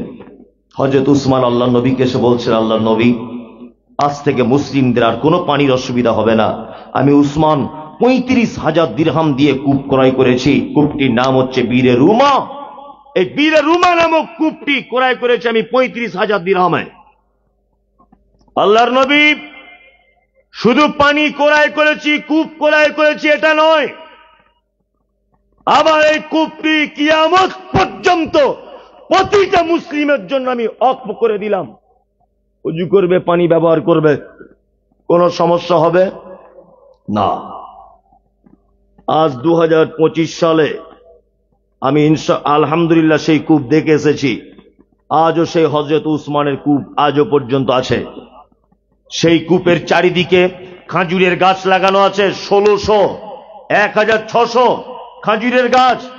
ওই খাজুরের গাছ থেকে যে অর্থ উপার্জন হয় আপনারা জানেন, আশ্চর্য হবেন জানলে। পৃথিবীতে একজন মানুষ গত হয়েছেন 1500 বছর আগে, তার নাম উসমান গনি রাদিয়াল্লাহু তাআলা আনহু। কিন্তু সৌদিতে, আরবে আজও পর্যন্ত হযরত উসমানের নামে প্রতিটা ব্যাংকের অ্যাকাউন্ট আছে। আজও পর্যন্ত উসমানের নামে ব্যাংক অ্যাকাউন্ট আছে। 1600 খাজুর গাছ থেকে যে টাকা ইনকাম হয়, হযরত উসমানের ওই কূপের পানি যতটা সরবরাহ করে ক্ষেত খামারে দেওয়া হয় খাজুর গাছে, তার সমস্ত অর্থ পাকিস্তান, বাংলাদেশ, এই সমস্ত মুসলিম দেশগুলোর অসহায় এতিম বাচ্চাদের খাদে ব্যয় করা হয়। আপনারা জানেন, মসজিদে নববীর সামনে 5 তলা বিল্ডিং নির্মাণ করা হয়েছে। 5 তলা বিল্ডিং এর নাম হচ্ছে কি? উসমান ইবনে আফফান রাদিয়াল্লাহু তাআলা আনহু। হযরত উসমানের ফান্ডে যত টাকা ইনকাম হয়, অনেক মাদ্রাসায় যারা থাকেন, যুক্ত আছেন, আপনারা জানেন যে অনেক এতিমদের খাদে সৌদি থেকে টাকা আসে। এই টাকাগুলো সব হযরত উসমানের ফান্ড থেকে আসে। 1500 বছর আগে মারা গেছেন, আর হয়তো তার ফান্ড থেকে আমরা ভোগ করছি। আল্লাহু আকবার। তার দানি কেমন ছিলেন। তাবুকের যুদ্ধ হবে, আল্লাহ নবী সাল্লাল্লাহু আলাইহি ওয়াসাল্লাম মাল চাইলেন, হযরত উসমান সর্বপ্রথম দিলেন 1000 দিনার। দিনার মানে স্বর্ণের কয়েন, দিরহাম মানে চাঁদির কয়েন।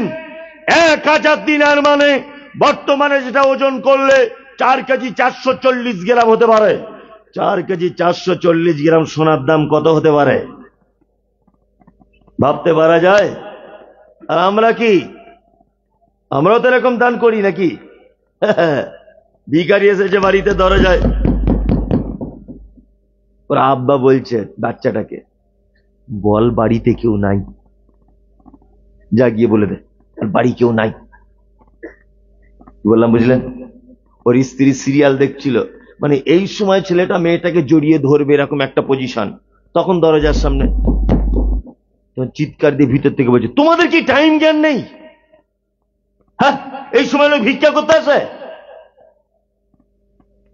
এ কি অবস্থা! লা ইলাহা ইল্লাল্লাহ। মা, দুটো ভিক্ষা দাও। তোর স্ত্রী এক মুঠো চাল নিয়ে বার হয়ে এসে বলছে, তোমার বাড়ি কোথায়? বলছে, আমার বাড়ি ওই হারানপুরে। তাই? তুমি এত দামি শাড়ি পরে এসছো, কি ব্যাপার? ভিক্ষে করছে আবার তাও? আমার স্বামী রাজমিস্ত্রি মানে রাজমিস্ত্রি খাটে দিল্লিতে, বোন এত দামি শাড়ি পরতে পারে না। তুমি যা শাড়ি পরেছো 800-900 টাকা দাম, এই শাড়ি পরে তুমি ভিক্ষা করতে এসছো? থেকে খেটে খেতে পারো না? দাঁড়িয়ে দিল। আরেকজন এসেছে, লা ইলাহা ইল্লাল্লাহ, মা, দুটো ভিক্ষা দাও। তো দরজা খুলে বলছে, তুমি নামাজ পড়ো? ভিখারিটাকে বলছে, তুমি নামাজ পড়ো? হ্যাঁ ভাই, নামাজ পড়ি না। থেকে আরাম করে নামাজ পড়ে না, ভিক্ষা করতেছ।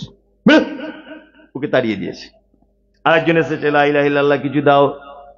তো বলছে, এই তুমি ভিক্ষা করছো, তোমার হাতে বড় মোবাইল কেন? হ্যাঁ, তোমার হাতে বড় মোবাইল কেন? তুমি ভিক্ষা করছো? যাও মোবাইল বিক্রি করে দিয়ে ভাত রান্না করে খাও, যাও, ভিক্ষা দেবো না। আচ্ছা, ফিলিস্তিনে মুসলিমদেরকে মারছে তো, মারছে, আপনারা দেখতে পাচ্ছেন মোবাইলে। মারছে কারা? ইসরায়েলের ইহুদিরা, তাই না? ইসরায়েলে টোটালে 84 লক্ষ মানুষের বসবাস, 1 কোটিও নয়। কত? 84 লক্ষ মানুষের বসবাস। আচ্ছা বলুন তো, অক্সিজেনের মালিক কে? আল্লাহ। আমরা মুসলিমরা যখন ফিলিস্তিনে মুসলিমদেরকে মারছে, তখন আমরা ভারতবর্ষের মানুষ দোয়া করেছি কি করিনি? যে আল্লাহ ওদের একটু বাঁচাও, দোয়া করি না? এত মুসলমানদের দোয়া করার কি দরকার? আল্লাহ ইসরায়েলের অক্সিজেনটা 10 মিনিট বন্ধ করে দিলে হয়ে গেল। এত দোয়া করার লাগে? বাবরি মসজিদ ভেঙে দিল কিছুদিন আগে নরেন্দ্র মোদী। প্রথম যা ভেঙেছে, দ্বিতীয়বারে পুরো ধুলিস্যাৎ করে রাম মন্দির নির্মাণ করলো। আমরা কলিজা ফেটে যাচ্ছিল না আমাদের? যাচ্ছিল কি যায়নি? যাচ্ছিল।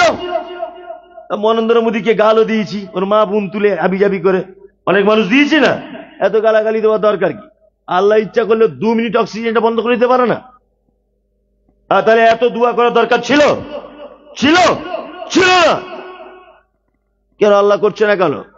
আল্লাহ দুটো নাম খুব স্পেশাল, একটা হচ্ছে রহমান আর একটা হচ্ছে রাহিম। রহমান কাকে বলে? রহমান হচ্ছে ওই দয়ালু যে দয়া করে বিনিময় কিছু কি চায় না, এর নাম কি? রহমান। মসজিদ ভেঙে দে, মাদ্রাসা ভেঙে দে, কোরআনের উপরে লাথি মার, কোরআনে পেচ্ছাপ করে দে, যাই কিছু তোমরা করবে না কেন, আমি আল্লাহ এমন দয়ালু যে তোকে রুজি থেকে বঞ্চিত করব না। বেনামাজিকে রুজি দেয়, হারাম করকে রুজি দেয়, মসজিদ ভাঙাকে রুজি দেয়, মাদ্রাসা ভাঙাকে রুজি দেয়, সব ব্যাপারে রুজি দেয় কে? আল্লাহ, তাই না? আর ও ভিখারিকে বলছে তোমার হাতে মোবাইল কেন? তুমি ক টাকা দিতে? 2 টাকার খুচরো একটা কয়েন দিতে। মোবাইলের অভিনয়ে, ভালো শাড়ির অভিনয়ে, 5 ওয়াক্ত নামাজ পড়ো কিনা তার অভিনয়ে তুমি কি করো? ভিখারিকে তোমার দরজা থেকে তাড়িয়ে দাও। অথচ মুহাম্মদ সাল্লাল্লাহু আলাইহি ওয়াসাল্লাম বলেছেন কি? আফজালুল কওল সাদাকাতুন। তুমি যদি ভিক্ষা দিতে না পারো, তুমি অন্তত পক্ষে তার সঙ্গে মিষ্টি কথাটা বলো, তুমি সাদকার নেকি পেয়ে যাবে। কি বললাম বুঝলেন? বাচ্চাকে দুধ পান করাচ্ছিলেন, ভিখারি এসেছে, একটু মিষ্টি করে বলুন, মা তুমি এসেছো, আমি তো বাচ্চাকে দুধ পান করাচ্ছি বা দুধ গরম করছি, আমি তোমাকে দিতে পারছি না, তুমি 10 মিনিট পরে অন্য বাড়ি থেকে ঘুরে আমাদের বাড়িতে এসো, আর না হলে এক কাজ করো, আগামী সপ্তাহে আসবে, 2 দিনের ভিক্ষা একসাথে দিয়ে দেবো। কি বললাম বুঝলেন? আল্লাহু আকবার। দান এক মারাত্মক ইবাদত। মারাত্মক কি ইবাদত? চলুন, সফল কামদের দ্বিতীয় কাজ তারা কি করবে? আল্লাহর রাস্তায় দান করবে, তাই তো? আল্লাহ তাআলা তারপরে বলছে আল্লাযীনা ইউমিনুনা বিমা উনজিলা ইলাইকা ওয়া মা উনজিলা মিন ক্বাবলিক ওয়া বিল আখিরাতি হুম ইউকিনুন। তার আগে একটা শব্দ বাদ চলে গেছে, আল্লাযীনা ইউমিনুনা বিল গায়বি ওয়া ইউকিমুনাস সালাত। এইটা আমি সেই দিয়ে খুঁজছি, পাচ্ছিলাম না। আল্লাহ বলছেন সফল কামীদের আর একটা কাজ, দ্বিতীয় কাজ, সালাত আদায় করবে, নামাজ পড়বে। পড়েন তো সবাই 5 ওয়াক্ত? ওই কারা কারা 5 ওয়াক্ত পড়েন হাত তুলুন দেখি তো, তুলুন, জোরে তুলুন। আসলে আমার বলতে বলাই ভুল হচ্ছে, সবই তো নামাজি লোক, ওই জন্য ভয় করছে, এত ফালতু তুলে কি করবো, আমরা তো পড়ি, তাই না? আল্লাহু আকবার। দানের আগে আল্লাহ তাআলা বলছেন ইউকিমুনাস সালাত, তোমরা কি করবে? সালাত আদায় করবে। আমাদের বর্তমান বাজারে নামাজি আছেন, নেই এ কথা বলবো না, তবে ভিন্ন রকমের, ভিন্ন কোয়ালিটির, তাই না? কেউ আছে শুধু 2 ঈদে যায়, আবার ঈদে শুধু যায় না, গিয়ে ঝামেলাও বাঁধায়। আপনাদের মালদাতে অবশ্য এরকম লোক নেই, আছে? আচ্ছা, ঝামেলা বাঁধায়। আবার 4টে জুম্মাতে যায় কিছু লোক আছে, তাই না? সেইরাম বড় পাঞ্জাবি আর মাথায় টুপি আর সেন মেরে যাচ্ছে মসজিদের ভিতরে, মনে হচ্ছে আব্দুল কাদের জেলানি ঢুকছে মসজিদে, এত বড় আল্লাহর ওলি। আর কিছু লোক আছে যারা জোহরে যায়, আসরে যায় না, মগরিবে যায়, এশায় যায় না, এরকম কোয়ালিটির নামাজি আছে, আছে না? আর একটা নামাজি আছে 5 ওয়াক্তই পড়ে, তবে কিছু বোঝে না, ওই এমনিতেই চালায়, এরকম লোক আছে না? চাচা দরুদ শরীফটা বলো তো, বলছে মৌলী সাহেব বলতে পারবো না। আর তাই এতটা বলো, বলছে ওটা তো জিপটাই ঘুরছে না। সেজদা থেকে উঠে কি বলে? বলছে হুজুর ওটাও জানি না। রুকু থেকে উঠে কি বলে? ওটাও জানি না। আচ্ছা বেতের নামাজের দোয়া কি? বলছে ওটা তো, আর বলে কেন লজ্জা দিচ্ছেন? আবার কিছু মুসল্লি আছে দেখবেন খুব 440 ভোল্টেজ ওদের, বুঝলেন তো? নামাজের সেজদায় গেলে পা গুলি এরকম রাখতে হয় না ফাঁক করে? ফাঁক না জমা? জমা। তা কোন একটা লোক যদি এরকম ফাঁক করে রেখেছে পাটা, তা গিয়ে যদি বলেন চাচা একটু পাটা ঠিক করে নাও, এরকম জমা করা হাদিস আছে, ও দেখবেন এই উত্তরটা দেবে, তোর কবরে তুই যাবি, আমার কবরে আমি যাব, বেশি বকবি না, তাই না? আর বলতে গেলে ভুল ধরিয়ে দিতে গেলে আবার বলবে তুমি কি বড় মৌলভী সাহেব, আমি 30 বছর নামাজ পড়ছি আমি বুঝি না, তুমি ঘোড়ার ডিম বুঝো, কিছুই বুঝে না, তোমার মাথায় গোবর ভরা আছে, বুঝলে আর এরকম ফাঁক করে রাখো পাটা, অরিজিনালি তো তুমি বুঝো না। তাহলে ও স্বীকার করেছে দরুদ শরীফ জানি না, আত্মাইয়াত জানি না, কিচ্ছু জানি না, ও স্বীকার করেছে। কিন্তু দেখবেন আল্লাহু আকবার, আমি তুমি যে চাচা দুয়া জানো না, তা ঠোঁটগুলো লাড়ছো কেন? তার মানে বুঝতে পারলাম এতদিন মালদা জেলার লোককে ধোকা দিয়ে হলো না, এবার আল্লাহকে ধোকা দিচ্ছে মসজিদে। কি বললাম বুঝলেন? তুমি যখন দুয়াই জানো না, ঠোঁট লাড়ছো কেন? তুমি লাড়িয়ে কি বলো? বদমাইশি খুঁজে পাও না? ধোকা দিচ্ছ আল্লাহকে? হ্যাঁ, শুধু প্রশ্ন করছে হুজুর এটা কি হবে, হুজুর এটা কি হবে, হুজুর এটা কি হবে, আগে আলিফ বে তে সে ছিল, এখন কেন বা তা সা হলো? শুধু প্রশ্ন আর প্রশ্ন। কোনোদিন কোন হুজুরকে ডেকে বলেছেন যে মমতাজুল সাহেব আপনি একজন আলেম মানুষ, আমি আত্মাহিয়াতটা বলছি, এটা আমার শুদ্ধভাবে হচ্ছে কিনা একটু দেখুন? কে বলেছেন? কোনোদিন আমি এসেছি তো, আমি এসেছি ঘরে বসে আছি, এসে বলছি হুজুর একটা ফটো তুলি, হুজুর একটা ফটো তুলি। এই ফটো তোলার কি আছে? তোমার তো এটা উচিত ছিল, হুজুর আমি 2 রাকাত নামাজ পড়ছি, দেখুন তো এই 2 রাকাত নামাজটা আল্লাহর নবীর মতো হচ্ছে কিনা, আমি একটু আত্মাহিয়াতটা বলছি, আমারটা হচ্ছে কিনা দেখুন। ও নিজেকে পরিবর্তন করবে না, ও শুধু হুজুরকে প্রশ্ন করছে। এত বড় পাঞ্জাবি পরেছে, কাপড়ের অপচয় হচ্ছে না? এটা না পড়লেই হতো। আশ্চর্য ব্যাপার, জীবনে নিজেকে সংশোধন করতে পারে না। আর এই জাতি কখনো পরিবর্তন হয়? জলসা শুনতে এসেছে 3 কিলো বাদাম কিনে নিয়ে যাচ্ছে, তোমার বাপের 14 পুরুষে বাদাম খাইনি? জিলাপি কিনে নিয়ে যাচ্ছ, তুমি 4 কেজি জিলাপি চোখে দেখো নি? আশ্চর্য ব্যাপার। ওটা তুমি ওটো এখানে। ও একটা বইয়ের দোকানে দাঁড়িয়েছে, তুমি লাগিয়েছো বইয়ের দোকানটা? হ্যাঁ, এরা একটা বইয়ের দোকান লাগিয়েছে ওখানে। আল্লাহর কসম বলছে, আমি অ্যাডভার্টাইজ করছি না, 95% মানুষ আছে সারা বাংলাতে যারা নামাজ পড়ে, কোনো দোয়া জানে না, এমনিতে পড়ে। 95%। যান জিলাপির দোকানে, লাইন দিয়ে লোক জিলাপি কিনছে, বাদাম কিনছে। জিলাপি তুমি জীবনে খাওনি? ও একটা বইয়ের দোকান লাগিয়েছে, কটা নামাজ শিক্ষার বই বিক্রি হয়েছে? নামাজ শিক্ষার বই বিক্রি হয়নি একটা। তুমি যে টাকা জিলাপি কিনছো, ওই টাকা 2টো নামাজ শিক্ষার বই কেনা যায় না? সারা জীবনে চিটিং বাজি করে ঠোঁট নাড়িয়ে কতদিন চলবে গোলাম হোসেন? হ্যাঁ, আজকে যাওয়ার সময় রাস্তার ধারে বইয়ের দোকান থেকে সব নামাজ শিক্ষার বই কিনে নিয়ে যাবেন। কি বললাম বুঝতে পারছেন? যারা বড় মোবাইল চালাতে জানে তারা তো মুখে বললেই, গুগলে সার্চ করলেই তো দিয়ে দেবে কোন দোয়া কখন বলতে হয়। আরে আপনার বাপ যদি এক কথা বলে যে আমি দোয়া জানি না, তবু এটা মেনে নেওয়া যায়। তোমার এখন 28-30 বছর বয়স, তুমি কেন ফালতু ঠোঁট নাড়ছ?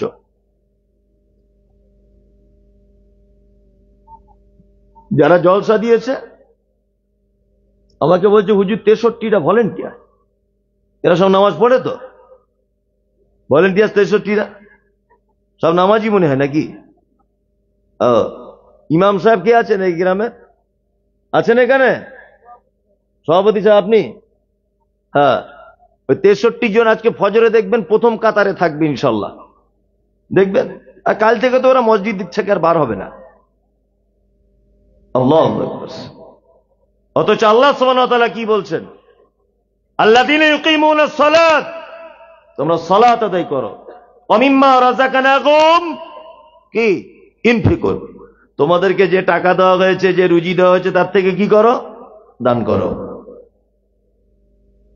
ওয়াল্লাযীনা ইউমিনুনা বিমা উনজিলা ইলাইকা ওয়া মা উনজিলা মিন ক্বাবলিক ওয়া বিল আখিরাতি হুম ইউকিনুন।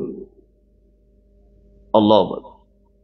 তোমাদের উপরে যে কিতাব অবতীর্ণ করা হয়েছে, তোমাদের পূর্ববর্তীদের উপরেও যেটা করা হয়েছিল, তার উপরে ঈমান কি রাখতে হবে।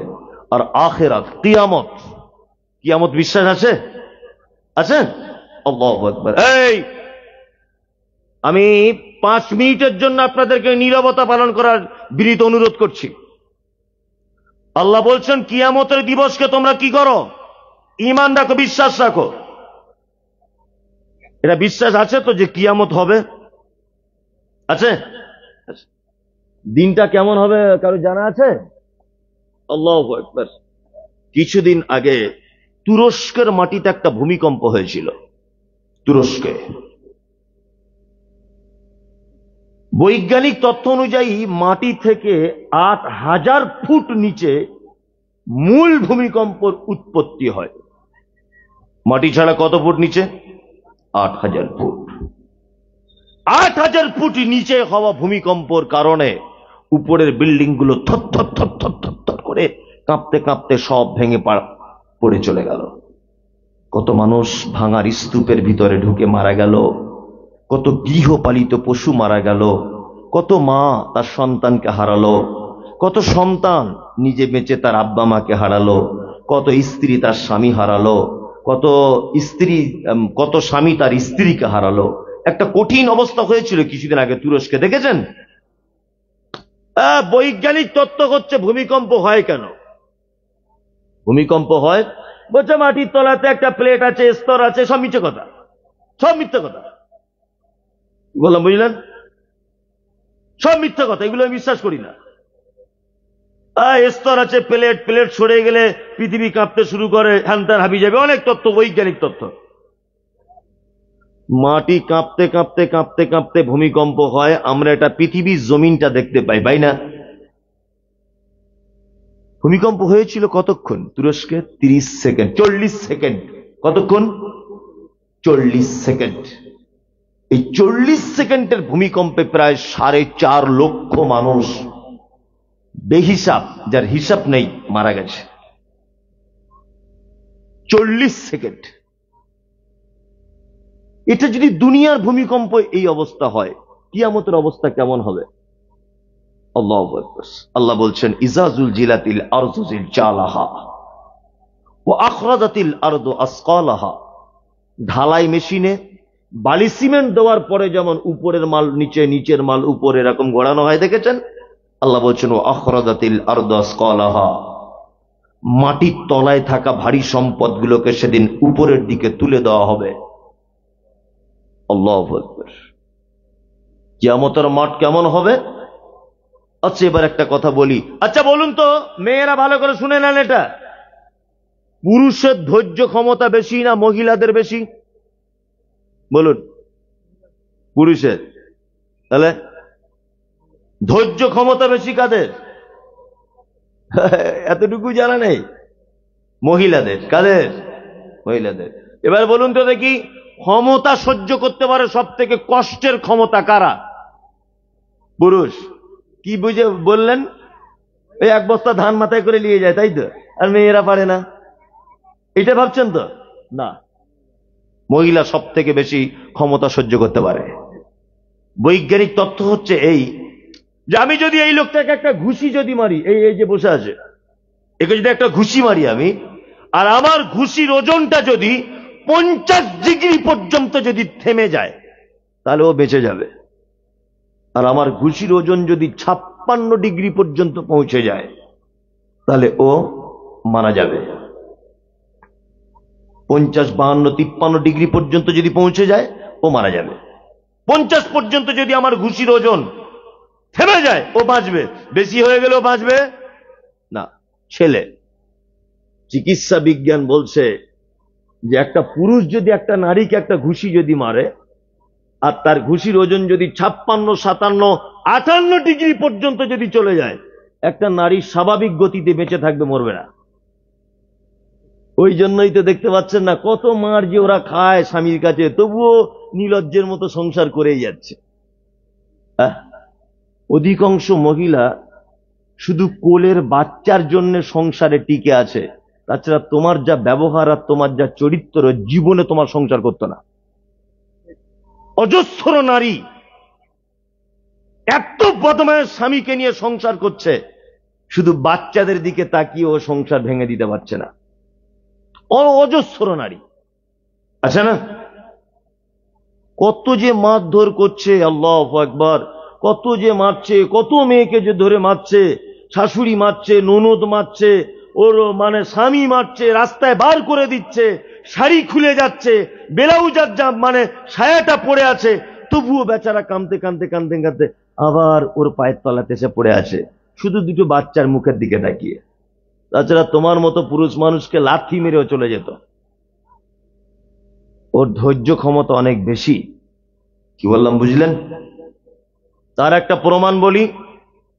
চিকিৎসা বিজ্ঞানীরা বলছে একটা মেয়ে যদি নরমালে বাচ্চা দেয়, নরমালে, আমি কিয়ামতের দিবসটা আপনাকে দেখাচ্ছি, একটা মেয়ে নরমালে বাচ্চা দিতে গেলে 58 থেকে 59 ডিগ্রি পর্যন্ত কষ্ট তাকে সহ্য করতে হয়।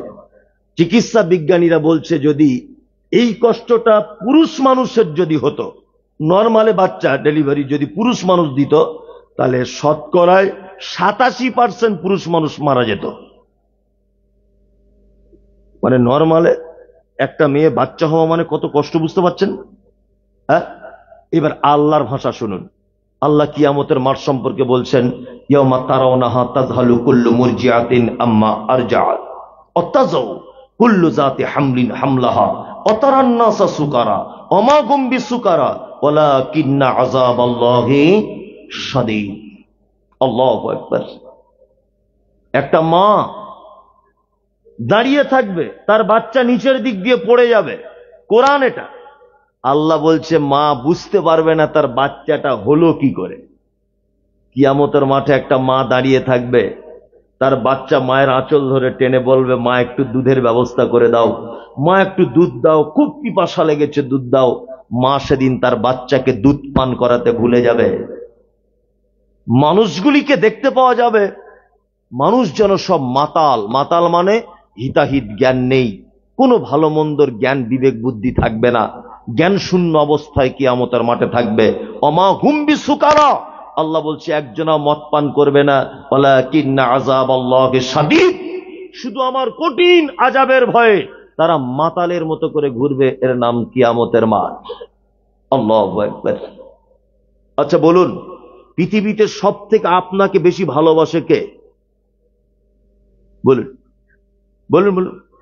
মা। তারপর? আরে বলুন, ভুল হলো তো মারবো না আপনাকে আমি। একজন বলছে বউ, মানে বউ ছাড়া কিছু বোঝে না, বলছে বউ। তবে যাই হোক, ওর বউয়ের কপাল ভালো যে স্বামী তবু বলেছে যে আমার বউ।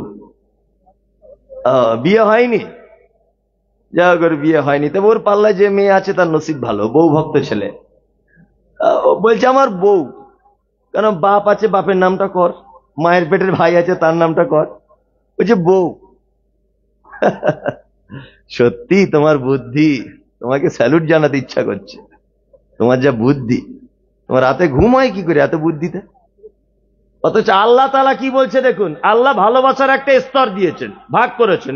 এক, মুহাম্মদ সাল্লাল্লাহু আলাইহি ওয়াসাল্লামকে আল্লাহ বলছেন কুল, নবী আপনি বলে দিন, ইন কানা আবাউকুম, তোমাদের আব্বা মা, ও আবনাউকুম, তোমাদের সন্তান, ও ইখওয়ানুকুম, তোমার ভাই, ও আজওয়াজুকুম, তোমার স্ত্রী। স্ত্রী কয় নম্বর এলো? 4 নম্বরে।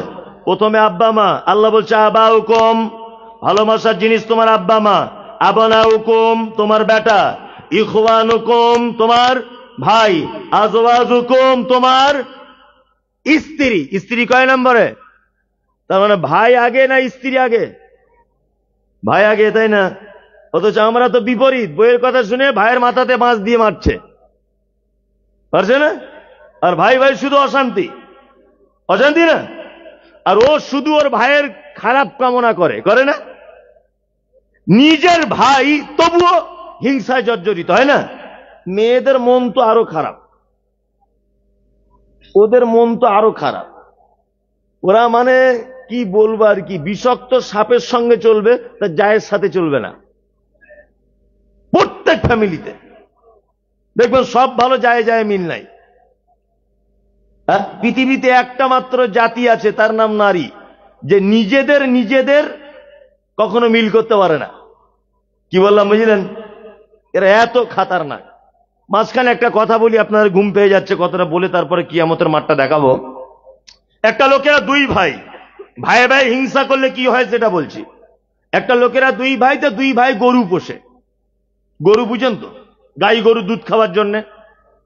তা ও ছোট ভাইয়ের গরুটার দুধ হয় প্রতিদিন 20 কেজি। আর বড় ভাইয়ের গরুটার দুধ হয় 3 কেজি। মেয়েদের মন তো খুব হিংসা হয়, হিংসা হয় না মনে ওদের? তার একটা প্রমাণ দেখবেন, যখন সকালে মুরগিকে খেতে দেয়, এক হাতে দেখবেন গম চাল নিয়ে আহ আহ এরকম করে ডাকছে মুরগিকে, আর এক হাতে দেখবেন ঝাঁটা নিয়ে দাঁড়িয়ে আছে। কালকে লক্ষ্য করবেন, মানে অন্য কারোর মুরগি যদি ওর মুরগির দলে ঢুকে যায়, তার কলিজা কানা করে দিবে। কি বললাম বুঝলেন তো? ওর মন এত খারাপ, এত হিংসা ওদের মনে। কি বললাম বুঝলেন? তা ওর বড় ভাইয়ের বউ ও স্বামীকে বলছে, তুমি মসজিদে নামাজ পড়তে যাও তো? বলছে হ্যাঁ। বলছে কেমন নামাজি হে তুমি? বলছে কেন? বলছে একটু দোয়া করতে পারছো না তোমার ছোট ভাইয়ের গরুটা যাতে মরে যায়? বলছে কেন? বলছে একই গোয়ালা দুধ নিতে আসে, ওদের দুধ হয় 20 কেজি, আমাদের 3 কেজি, কি সহ্য হয়? এই দেখে আমার আর সহ্য হচ্ছে না, তো তুমি একটু দোয়া করো যাতে ওই তোমার ছোট ভাইয়ের গরুটা মরে যায়। এ বউ ভক্ত লোক, এই এখন মসজিদে গিয়ে দোয়া করছে, রব্বানা আতিনা ফিদ দুনিয়া, আল্লাহ আমার ছোট ভাইয়ের গরুটা যেমন হোক করে মেরে দাও না, খুব দোয়া করছে। আচ্ছা, যে কোনো দোয়া কবুল হয়? ভাই বলুন, হবে না তো? এই দোয়া কবুল হবে না, অপরের জন্য ক্ষতি চাইছে। ওর স্ত্রী রাগ করে একদিন বলছে, তুমি কেমন নামাজি হে, সামান্য একটা গরু মরার দোয়া কবুল করাতে পারছো না? হ্যাঁ, তুমি কেমন নামাজি বলো তো?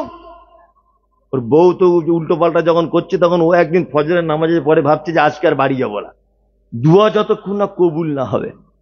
খুব দোয়া করছি, আল্লাহ আমার বউয়ের ব্যাপারটা তুমি বুঝতে পারছো, খুব দাজ্জাল মেয়ে, একটু তুমি যেমন হোক করে ঘুরিয়ে ফিরিয়ে দোয়াটা কবুল করে দাও। খুব দোয়া করছে আর খুব দোয়া করছে, 1-2 ঘন্টা দোয়া করেই যাচ্ছে। ওর মেয়ে পিছনে এসে তখন বলছে, আব্বু। বলছে কি? বলছে গরু মরে গেছে। ওর বাপ তখন বগল বাজাচ্ছে আর বলছে, তাহলে আজকে দোয়া কবুল হয়েছে, আমি সফল নামাজি। জীবনে তো বুঝতে পারলাম যে একটা দোয়া কবুল করাতে পেরেছি। কি বললাম বুঝলেন? এখন ও খুব আনন্দ করতে করতে বাড়ি আসছে, দেখছে মেন গেটের সামনে ওর বউ ঝাঁটা নিয়ে দাঁড়িয়ে আছে। বলছে সাকিরা, কি ব্যাপার তুমি ঝাঁটা নিয়ে দাঁড়িয়ে আছো? বলছে হারাম খোর কোথাকারে, তুমি কেমন দোয়া করলে? তো বলছে কেন? বলছে আমাদের গরুটাই তো মরে গেছে। হ্যাঁ, আমাদের গরুটাই তো মরে গেছে। তখন ওর স্বামীটা বুদ্ধিমান তো, ও তখন বলছে, দেখো দোয়া আমি ঠিক কবুল করিয়ে দিয়েছি, এক জায়গায় গন্ডগোল, গোয়াল ঘরটা পাশাপাশি তো, ফেরেশতারা গরু চিনতে ভুল করেছে, আর ওদেরটা না ধরে আমাদেরটা ধরে দিয়েছে। কি বললাম বুঝলেন? ফেরেশতারা গোয়াল ঘরটা চিনতে ভুল করেছে। তার মানে অপরের ক্ষতি চাইলে নিজের ক্ষতি হয়। ওর মেয়েটা ভালো ঘরে বিয়ে হয়েছে, যখনই দেখবেন বিয়ে হয়েছে ভালো ঘরে, একটা কালো মেয়ে ভালো জামাই পেয়েছে, সুন্দর জামাই, তখন পাড়ার অন্য মায়েরা তখন বলবে, জামাই এমনি ভালো হয়েছে, তাবিজ করে হয়েছে বলবে। কি বললাম বুঝলেন না? মানে কালো ছেলের যদি পরিষ্কার বউ হয় তাহলে কোনো ব্যাপার নেই, কিন্তু খুব দেখতে খারাপ একটা মেয়ে, কিন্তু তার স্বামীটা হয়েছে খুব রাজপুত্রের বেটা, পাড়ার মেয়েরা দেখবেন বলবে, অত সুন্দর বর কি আর এমনি হয়েছে, সব তাবিজ করে হয়েছে বলবে, তাই না? তার মানে তুমি কি চাও? ওরটা খারাপ হোক। ওর মেয়ে চাকরি পেয়েছে, তুমি হাসো। ওর ছেলে 2 তলা বাড়ি করেছে, তুমি হাসো। ওর ছেলে ভালো ইঞ্জিনিয়ার হয়েছে, তুমি হাসো। ওর মেয়ে ভালো স্বামী পেয়েছে, আলহামদুলিল্লাহ বলো। ওর মেয়ে দামি স্কুলে পড়ায়, তুমি আলহামদুলিল্লাহ বলো। হ্যাঁ, ওর মেয়ে ভালো কোটিপতি ঘরের বৌমা হতে পেরেছে, আলহামদুলিল্লাহ বলো। তুমি অপরের জন্য যতক্ষণ না ভালো না কামনা করবে, ভালো নিজের হবে কে না। আমাদের অধিকাংশ মানুষের দোয়া কবুল হয় না। হয় দোয়া কবুল না হবার অনেক শর্তের একটা শর্ত হচ্ছে, হাত তুলে আমরা কি বলি, রব্বানা আতিনা ফিদ দুনিয়া, আল্লাহ আমার একটা সুন্দর বউ দাও, আল্লাহ আমার কিছু টাকা দাও, আল্লাহ ঘর নাই 2 তলা বাড়ি দাও, আল্লাহ আমার মেয়ের একটা ভালো স্বামী দাও, আল্লাহ আমার ছেলের একটা চাকরির ব্যবস্থা করে দাও।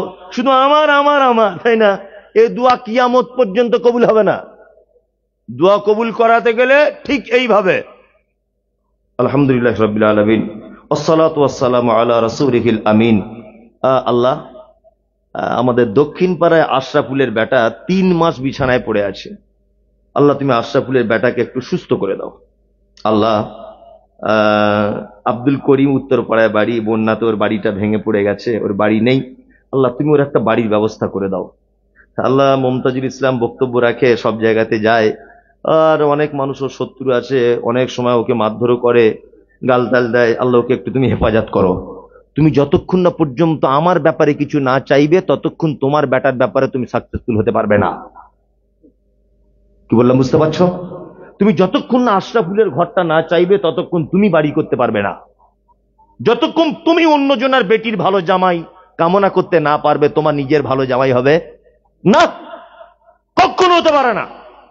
ভাই 3 নম্বরে 4 নম্বরে কে? স্ত্রী, তাই তো? তাহলে ভালোবাসার স্তর দেখালাম 3টে। 1 আব্বা মা, বেটা, ভাই, আর কি? স্ত্রী। এবার আল্লাহ কোরআনে কি বলছে দেখুন, কিয়ামতের মাঠ। এইখানে আপনার আব্বা থাকবে, মা থাকবে। এই কথা বলছি কেন তোরা? এই এখানে আপনার আব্বা মা থাকবে, এইখানে আপনার ভাই থাকবে, এখানে আপনার স্ত্রী থাকবে, হ্যাঁ, এখানে আপনার বেটা থাকবে কিয়ামতের মাঠে। এটা ধরে নেন কিয়ামতের মাঠ। আমাকে ফেরেশতারা ধরে টানতে টানতে জাহান্নামে নিয়ে যাচ্ছে। নাউজুবিল্লাহ, আল্লাহ তুমি জাহান্নাম থেকে বাঁচাও। জাহান্নামে নিয়ে যাচ্ছে আমাকে টেনে টেনে। আচ্ছা বলুন তো, সেদিন আমার মায়ের ক্ষমতা হবে যে আমি মুমতাজুল ইসলাম আমার হাত ধরে ফিরিয়ে পারবো? আমার স্ত্রী পারবে স্বামী হিসাবে আমাকে বাঁচাতে? পারবে না। আল্লাহ তাআলা বলছেন আল্লাহ তাআলা বলছেন ইয়াউমা ইয়াফিরুল মারউ মিন আখিহি ওয়া উম্মিহি ওয়া আবিহি ওয়া সাহিবাতিহি ওয়া বানিহি। কিয়ামতের দিবস এমন একটি দিবস, নবী ইব্রাহিম ইয়া নাফসি, নবী ঈসা ইয়া নাফসি, নবী মূসা ইয়া নাফসি, নবী ইব্রাহিম ইয়া নাফসি, নবী জাকারিয়া ইয়া নাফসি, নবী ইয়াহইয়া ইয়া নাফসি, নবী লূত ইয়া নাফসি, নবী হারুন ইয়া নাফসি। গোটা কিয়ামতের মাঠ ইয়া নাফসি ইয়া নাফসি ইয়া নাফসি। একজন মানুষ, একজন নবী শুধু বলবেন ইয়া উম্মতি ইয়া উম্মতি। তিনি কে? মুহাম্মদ সাল্লাল্লাহু আলাইহি ওয়াসাল্লাম। একজন নবী পর্যন্ত তার উম্মতের ব্যাপারে কিছু করতে পারবে না। আল্লাহ বলছে কিয়ামতের দিন বাপ তার বেটার কোন উপকার করতে পারবে না, স্ত্রী স্বামীর কোন উপকার করতে পারবে না। সেদিন একচ্ছত্র মালিকানার দায়িত্বে থাকবে কে? আল্লাহ। আহকামুল হাকিমিন, বিচারকের বিচারক সেদিন কে? আল্লাহ। আল্লাহ বলছে এই দিনটার প্রতি কি করতে হবে? বিশ্বাস রাখতে হবে। উলাইকা আলা হুদাম মির রাব্বিহিম ওয়া উলাইকা হুমুল মুফলিহুন। আল্লাহ বলছে আগে যে কথাগুলো বলেছি, উলাইকা আলা হুদাম মির রাব্বিহিম, এই গুণে গুণান্বিত লোকগুলি রবের পক্ষ থেকে হেদায়াত প্রাপ্ত, আর এরাই হচ্ছে সফল কাম। কি বললাম বুঝলেন? সফল কাম কারা? কোরআনে কোনো সন্দেহ নেই, কোনো অভিযোগ নেই, এটা ঈমান রাখা। 2 আল্লাহকে না দেখে বিশ্বাস করা। 3 সালাত আদায় করা। 4 গচ্ছিত সম্পদ থেকে দান করা। 5 কি? আল্লাহু আকবার। পবিত্র আল কোরআন আসমানি সমস্ত কিতাবের উপরে কি রাখা? ঈমান রাখা, তাই না? রবের পক্ষ থেকে এরাই হেদায়েত প্রাপ্ত, আর আউলাইকা হুমুল মুফলিহুন, এরাই সফল কাম। আপনারা অনেকক্ষণ ধরে বসে আছেন, রাত্রি এখন 1:15 বাজে। আচ্ছা, এটা কি মাদ্রাসার জলসা না মসজিদের? এটা আমি বুঝতে পারলাম না। মাদ্রাসার। আসলে ব্যাপার হচ্ছে রাত হয়ে গেছে তো, একটা কথা আছে যে ভ্যাক না করলে ভিক মেলে না, আছে না? আছে তো, কিছু ভ্যাক করা লাগে, তাছাড়া কিছু হয় না। কমিটি আমাকে বারবার বলেছে যে শেষ পর্যায়ে কিছু দানের কথা বলবেন, কিছু দানের কথা বলবেন। আমি জানি দানের কথা বললে 5 মিনিট লাগবে লোকগুলো পালাতে, ওসব আমার জানা আছে, কারণ লোক সব বুঝে গেছে যে এর পরে আর কেউ নাই। কি বললাম বুঝলেন? তবে একটা চমৎকার হাদিস আপনাদেরকে আমি বলবো, চমৎকার হাদিস।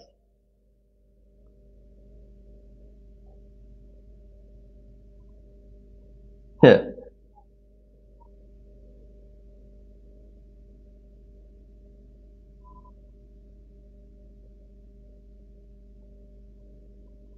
অনেকজন অনেক প্রশ্ন করেছে।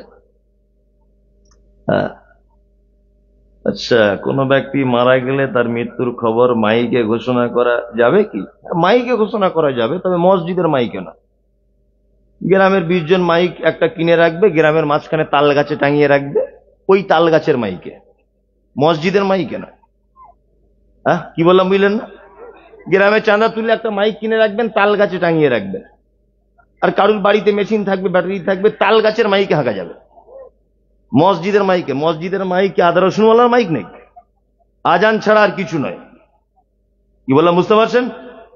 আজান ছাড়া আর কিছু নয়। ফেতরা সর্দারের মাধ্যমে বন্টন করা কি বাধ্যতা, অথবা নিজের ফেতরা নিজে কি বন্টন করা যায়? কোনো সমস্যা নেই, নিজের ফেতরা নিজে বন্টন করা যায়। তো বর্তমান সর্দারদের যা অবস্থা সর্দারদের, এই সর্দারদের ফেতরা বন্টন করার জন্যই কিয়ামতের দিন আসামের কাঠগড়াতে দাঁড় করানো হবে, চরম আসামির কাঠগড়াতে দাঁড় করানো হবেই। কি বললাম বুঝতে পারছেন? যদি বলছেন কেন, ফেতরা সংক্রান্ত দুটো একটা কথা আমি বলে দিই। অনেক মানুষ আছে যারা জানে না, রমজান শুরু হয়, 15টা রমজান হয় আর ফেতরা দিতে শুরু করে দেয়। অনেক মানুষ আছে। জি না, এটা পদ্ধতি নয়। ফেতরা দেওয়া হয় কেন? একজন সিয়াম পালনকারী সিয়াম থাকা অবস্থাতে যদি কোনো ছোটখাটো ভুল ত্রুটি হয়, সেইগুলোর কাফফারা হিসাবে তার নাম ফিতরা, তাই না? একটা লোক যদি 15 দিন রোজা রেখে যদি ফেতরা দিয়ে দেয়, তাহলে এখনো তো 15 দিন বাকি, তো ওইগুলো তো ভুল ত্রুটি হতে পারে, পারে কি পারে না? পারে। ওই জন্য উচিত হবে ঈদগাহে যাওয়ার আগে, আল্লাহ রসুলের পদ্ধতি হচ্ছে ঈদগাহে যাওয়ার আগে। এখন গরিব মানুষের সুবিধার্থে 2 থেকে 1 দিন আগে পর্যন্ত ফেতরা আপনি এক জায়গায় জমা করুন, এটা উত্তম পদ্ধতি। সর্দারের কাছে জমা করুন, কিন্তু সর্দারের উচিত হবে ঈদের আগে পর্যন্ত গরিব মিসকিন যারা পাওনাদার তাদের বাড়িতে মাল পৌঁছে দেওয়া। সর্দার যদি এখন ওই মাল জমা করে রাখে আর ঈদের 40 দিন পরে পর্যন্ত ফেতরা সেইভাবে পড়ে আছে, তাহলে যে মানুষটা তার কাফফারা হিসাবে ফেতরা বার করলো, তার মাল তো এখনো গরিবের কাছে পৌঁছালো না। এর দায়ভার কে নেবে? কে নেবে? আপনারা বিচারটা করুন। কে? সর্দার। সর্দার কি কন্ট্রাক্টর নাকি, না ঠিকাদার যে সবার দায়ভারও ঠিকে দিয়ে রাখবে? সর্দার মসজিদ কমিটি যদি জোরালো না হয়, ফেতরা যদি ঈদের আগের দিন পর্যন্ত বিলি করে না যদি কমপ্লিট করতে পারে, তাহলে আপনি নিজে নিজে দিতে পারেন ফেতরা, কোনো সমস্যা নেই। কি বললাম বুঝলেন? যদি মনে করেন আমার এই টাকা রেখে দেওয়া হবে, বিলি করা হবে না, এখন 1 মাস পরে হবে, তাহলে আপনি নিজে ফেতরা নিজে দেন, কোনো সমস্যা নেই। কি বললাম বুঝতে পারছেন তো? কিন্তু আমাদের গ্রাম্য অবস্থা সব জায়গাতে, শুধু আপনার এখানে, আমার ওখানেও তাই, সব জমা করে রাখছে, বলছে সে অমুক একটা কানা লোক আসবে, তাকে কিছু দিতে হবে। তো ওর কি তুমি ঠিকা নিয়ে রেখেছ? ওকেই দিতে হবে, তোমায় কে বললো এটা? আর এইভাবে জাকাত এবং ফেতরা বিলি বন্টনেরও কিছু নিয়ম পদ্ধতি আছে, এগুলো আমরা যে কবে বুঝবো আমার মাথাতে ঢোকে না। যারা জাকাত দেন, আচ্ছা এখানে কোনো মানুষ আছেন জাকাত দেন? একটু হাতটা তুলুন, আমি একটা জিনিস বোঝানোর জন্য বলবো। রমজান মাসে জাকাত দেন কেউ আছেন?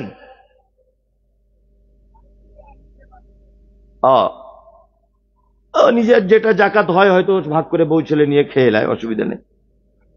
তাছাড়া এতগুলো লোক কারোর জাকাত ফরজ হয়নি, কেউ জাকাত দেয় না, দেয় না। ধরে নেন আমার জাকাত ফরজ, আমার জাকাত হয়েছে 30,000, তাই তো? আমি এখন ভাবছি 30,000 জাকাত হয়েছে, সবাইকে 100 200 100 200 করে দিব। আচ্ছা বলুন তো, ও জাকাত খাচ্ছে ধরে নেন বোঝানোর জন্য, তো ওকে যদি সবাই 20 টাকা 10 টাকা 30 টাকা করে দেয়, ওরও জীবনে পেট ভরবে না, আর আপনার জাকাত দেওয়া শেষ হবে না। ও সারা জীবন ভিখারি থেকে যাবে, আর আপনি সারা জীবন লোক খুঁজে যাবেন, টাকা শেষ হবে না। কি বললাম বুঝলেন? জাকাতের পদ্ধতি হচ্ছে, আমি তো মনে করি এই 30,000 হয়েছে, আপনি এক কাজ করুন, যে লোকটা দেখছেন ভিক্ষা করছে অভাবের তাড়নায়, আর 20,000 আপনি দান স্বরূপ দিয়ে 50,000 দিয়ে একটা পুরাতন টোটো কিনে দেন ওকে। এই তুই টোটো কিনে চালা, আর জীবনে যেন তোকে আমি জাকাতের টাকা খেতে যেন না দেখি। কি বললাম বুঝলেন না? তাহলে গ্রামের 5 জন যদি 5টা লোকের যদি টোটো কিনে দেয়, গরিব মানুষ সে, হ্যাঁ, তাহলে তার রুজি রুটির ব্যবস্থা হয়ে গেল। দেখবেন এমন একটা দিন আসবে ও আবার আগামী বছর টোটো চালিয়ে ও নিজে তখন জাকাত দিবে ইনশাল্লাহ। কিন্তু আমরা সমাজ ব্যবস্থাটাকে এমন করে রেখে দিয়েছি 10 টাকা 10 টাকা 10 টাকা। তোমার 10 টাকা দিলে ওরও জীবনে পেট ভরবে না, তুমিও টাকা শেষ করতে পারবে না। কি বলছি বুঝতে পারছেন না? একদম। আর একটা কি প্রশ্ন করেছে যে নামাজের পর কি সম্মিলিত দোয়া না কি বলছে, না এটা তো যাবে না, এটা পচা বেদাত, নর্মাল না, পচা। কি বললাম বুঝলেন? কারণ হচ্ছে আম্মা জান আয়েশা সিদ্দিকা রাদিয়াল্লাহু তাআলা আনহা হাদিস বর্ণনা করেছেন, সেটা হচ্ছে এই, রাসূল সাল্লাল্লাহু আলাইহি ওয়াসাল্লাম তিনি বলেন, মান আমিলা, মানুষ যদি কোন আমল করে আর সেই আমলে যদি আমার পক্ষ থেকে যদি কোনো পারমিশন না থাকে, অবশ্যই সে আমল বাতিল। মাথায় থাকবে, প্রত্যেক আমল করার আগে আমরা দেখবো সে আমলটা মুহাম্মদ সাল্লাল্লাহু আলাইহি ওয়াসাল্লাম করেছিলেন কিনা। কি বলছি বুঝতে পারছেন? প্রতিটা আমল করার আগে দেখবো তো ইনশাআল্লাহ। ইনশাআল্লাহ। এবার একটা হাদিস বলতে আমার খুব ইচ্ছা করছে। আয়েশা হাদিসটা বর্ণনা করেছেন, আম্মা জান আয়েশা সিদ্দিকা রাদিয়াল্লাহু তাআলা আনহা। আচ্ছা, নবীজিকে ভালোবাসেন সবাই তো? আলহামদুলিল্লাহ, সবাই। সবাই। কেউ তো দেখেননি আল্লাহ রাসূলকে, দেখেছেন নিজে চোখে? দেখেন। কিয়ামতের দিনে যেন একটু দেখা হয় এই আশা আছে সবার, আছে তাই না? চমৎকার একটা সহিহ বুখারী হাদিস বলি। হাদিস বর্ণনা করছেন, নাম তার আয়েশা, বাপের নাম কি আবু বকর, মায়ের নামটা হলো উম্মে হানি। হাদিসের পরিভাষাতে আয়েশাকে বলা হয় মুহাদ্দিসা। শুধু এখানেই ক্ষান্ত নয়, বিশ্ব নবী যত মেয়েকে বিয়ে করেছিলেন, একটা কুমারী মেয়েকে বিয়ে করেছিলেন, তার নাম আয়েশা। এখানেই শুধু ক্ষান্ত নয়, নবীজিকে বিয়ে করার আগে আয়েশাকে 2 বার স্বপ্নের মাধ্যমে দেখানো হয়েছে। শুধু এখানেই ক্ষান্ত নয়, আল্লাহর নবী আর আয়েশার বিয়ের মাঝখানের ঘটক ছিলেন কে? স্বয়ং আল্লাহ। শুধু এখানেই ক্ষান্ত নয়, আয়েশাকে না জীবনে 11,000 মহিলাকে তিনি দ্বীনের শিক্ষা দিয়েছেন। আয়েশার আল্লাহর নবী আদর করে আয়েশাকে বলতেন হুমাইরা। তার মানে আয়েশা লাল রঙের পরিষ্কার ছিল, সাদা রঙের পরিষ্কার ছিলেন না। লাল রঙের পরিষ্কার হওয়ার কারণে আল্লাহ নবী ডাকতেন বড় আদর করে হুমাইরা বলে। শুধু এখানেই ক্ষান্ত নয়, হাদিসের ভিতরে যত মহিলা সাহাবিয়াগণ হাদিস বর্ণনা করেছেন, সব থেকে বেশি হাদিস বর্ণনা করেছেন নাম তার আয়েশা। হাদিস বর্ণনাকারিণী আয়েশা কোন বিবি নবীজিকে করিলেন জিজ্ঞাসা, ও গো নবী তব সাথে দেখা হবে কার? নবী বলে দুনিয়াতে হাত লম্বা যার। মা আয়েশা বলে এ কথা যখন শুনিলাম কানেতে, কাঠ খন্ড লয়ে হাত লাগিলাম মাপিতে। দেখিলাম বিবি সাউদার হাত লম্বা বালি, আমার মুখেতে ওগো পড়ে গেল কালি। হাত লম্বা রক্ত পরে পারিলাম বুঝিতে, দান দান যারা করে এই দুনিয়াতে। তারপরে যাইনা বেশে নবীজিকে কয়, কেন জাইনাব আল্লাহ রাস্তায় বেশি করে ক্ষয়। এ গ্রামের মানুষ শুনুন হাদিসটি বুখারীর, জানাবে আনন্দ আর আয়েশার মুখ ভারী। আম্মা জান আয়েশা আল্লাহ নবীকে প্রশ্ন করে বলছেন, আল্লাহ নবী কিয়ামতের দিনে আপনার সঙ্গে প্রথমে দেখা হবে কার? আল্লাহ নবী বলছেন যার হাত লম্বা তার। আয়েশা অল্প বয়সের মেয়ে, ব্যাপার বুঝতে পারলেন না, একটা কাঠের লাঠি নিয়ে অন্যান্য বিবিদের হাতগুলো মাপছেন। মাপতে মাপতে দেখা গেল বিবি সাউদার হাতটা লম্বা। তখন আল্লাহ নবী বলছেন, আয়েশা বলছে আল্লাহ রাসূল তার আপনার সঙ্গে আমার দেখা হবে না? আয়েশা, আল্লাহ রাসূল বলছেন, আয়েশা আরে ওরকম হাত লম্বা নয়, যারা দানের ব্যাপারে প্রতিযোগিতা করে হাত লম্বা করে, আমি মুহাম্মদ সাল্লাল্লাহু আলাইহি ওয়াসাল্লাম তার সাথে কিয়ামতের দিন প্রথম দেখা করব। সুবহানাল্লাহ। দানের ব্যাপারে কি করা লাগবে? হাত লম্বা করা লাগবে, তাই না? যদি বলছেন মৌলভী সাহেবরা পাড়েও বটে, ঠিক সুস্থির করে লাইন করে করে দানের ব্যাপারে চলে এলো, তাই না? আসলে কিছু অভিনয় না করলে কিছু পাওয়া যায় না। আপনার গ্রামটার নাম কি? তৌফিক। ও তৌফিক গ্রামের একটা মেয়ে, একটা ছেলে ভিক্ষা করে, এই গ্রামে ভিক্ষা করে, মানে ভ্যাক না করলে কিছু পাওয়া যায় না। এই গ্রামে ভিক্ষা করে, তার প্রতিদিন চাল হয় 1.5 কেজি 2 কেজি। ভালো করে শুনবেন, গ্রামের ছেলেটা। এখন ওই ফারাক্কা থেকে একটা মেয়ে আসে টোটো গাড়ি করে এই গ্রামে ভিক্ষা করতে, তার প্রতিদিন চাল হয় 12 থেকে 14 কেজি। তবে এই গ্রামের ছেলেটা ভাবতেছিল, আমি গ্রামের ছেলে, আমার চাল হয় না, আর ও বাহির গ্রাম থেকে আসে, ওর এত চাল হয়, নিশ্চয়ই ভিক্ষা করার কোন ক্যাপাসিটি আছে, এই ক্যাপাসিটিটা আমায় ধরতে হবে। মেয়েটা দেখি কেমন করে ভিক্ষা চায়। মেয়েটা টোটো গাড়ি করে এলো গ্রামে, আব্দুর রহমান মাস্টারের দরজায় দাঁড়িয়ে বলছে, আমি নবীর বেটি ফাতেমা, বাড়ি আমার মদিনা, ভিকে নাহি দিলে তোরা জান্নাত পাবি না। ওই নবীর বেটি ফাতেমা। আর মেয়েদের মন তো জানেন কেমন নরম, যে হাঁস বেশি ডিম পারে ও মরে গেলে যেমন কাঁদে, ওর বাপ মরে গেলেও তেমন কাঁদে, ওদের মন এত নরম। আব্দুর রহমান মাস্টারের বউ তখন দেখছে নবীর বেটি হলে হতেও পারে, 1.5 কেজি চাল মেলে দেয়। কি বলে আমি যেটা, ছেলেটা তখন ভাবছে, চিটিং বাস দেখেছি তো কঠিন চিটিং বাস, নবীর বেটির নামে চাল তুলছে। আর একটা বাড়িতে গেল মেয়েটা, গিয়ে বলছে, আমি নবীর বেটি ফাতেমা, বাড়ি আমার মদিনা, ভিকে নাহি দিলে তোরা জান্নাত পাবি না। ফাতেমা স্বামীর নাম কি? আলী। আলী, হযরত আলী, তাই না? ছেলেটারা সহ্য হলো না, মেয়েটা একটা বাড়ি গিয়ে বলছে, আমি নবীর বেটি ফাতেমা, বাড়ি আমার মদিনা, ভিকে নাহি দিলে তোরা জান্নাত পাবি না। মেয়েটা এই কথা যখন বলে, ছেলেটারা সহ্য হলো না, মেয়েটার পিছনে দাঁড়িয়ে গিয়ে বলছে, আমি হলাম হযরত আলী, এতদিন তুই কোথায় ছিলি, তোর প্রেমেতে পাগল আমি, আজকে তোকে ছাড়ব না। তুই যদি ফাতেমা হবি, আমি হযরত আলী, যার চাল হবে স্বামী স্ত্রী ব্যাপার দুজন হাফ হাফ করে যাবে, খুব মারামারি জায়গা তুমি। এবার চালাকি না করলে কিছু মাল পাওয়া যায় না, যায়? হ্যাঁ, ধুলিয়ানে আমি তখন, আমার তখন গাড়ি টাড়ি ছিল না, প্রথম বক্তা হচ্ছি তখন। ধুলিয়ান স্টেশনে নামি, যখনই নেমেছি দেখছি একটা বুড়া লোক, ওর পায়ে অটোমেটিক মাছি উঠছে, পো পো পো পো। আমি যতবারই যাই দয়া হয় 10-20 টাকা করে দিই, যে বুড়ো মানুষ হয়তো অ্যাক্সিডেন্ট হয়েছে। 4-5 বছর দেখছি ওর মাছি উড়িয়ে যাচ্ছে, আর রস গড়িয়েই যাচ্ছে। আমি একদিন আসাম থেকে ফিরছি, আসাম থেকে, তো মনে খুব দয়া হলো যে লোকটা এরকম ভাবে মরবে।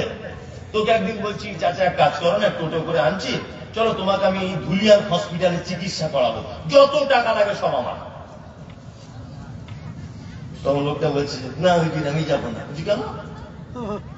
তুমি যে চিকিৎসার জন্য 5 বছর ধরে ভিক্ষা চাইছো, আমি তোমায় দিচ্ছি 5 বছর ধরে, যতবার আসি, তো তোমায় আমি হসপিটালে ডাক্তার দেখাবো, তুমি যাবে না কেন? বলছে, না বুঝি যাবো না। আমার সঙ্গে আসলাম বলে একটা ছেলে ছিল, বীরভূমে বাড়ি। ও যখন বারবার বলছে যাবো না, তখন আমি আসলামকে বলছি, এক কাজ করতো, ডান হাতটা ধর, আর আমি বাম হাতটা ধরেছি, ধরে টেনে তুলছি, উঠছে না, যাই ধরো।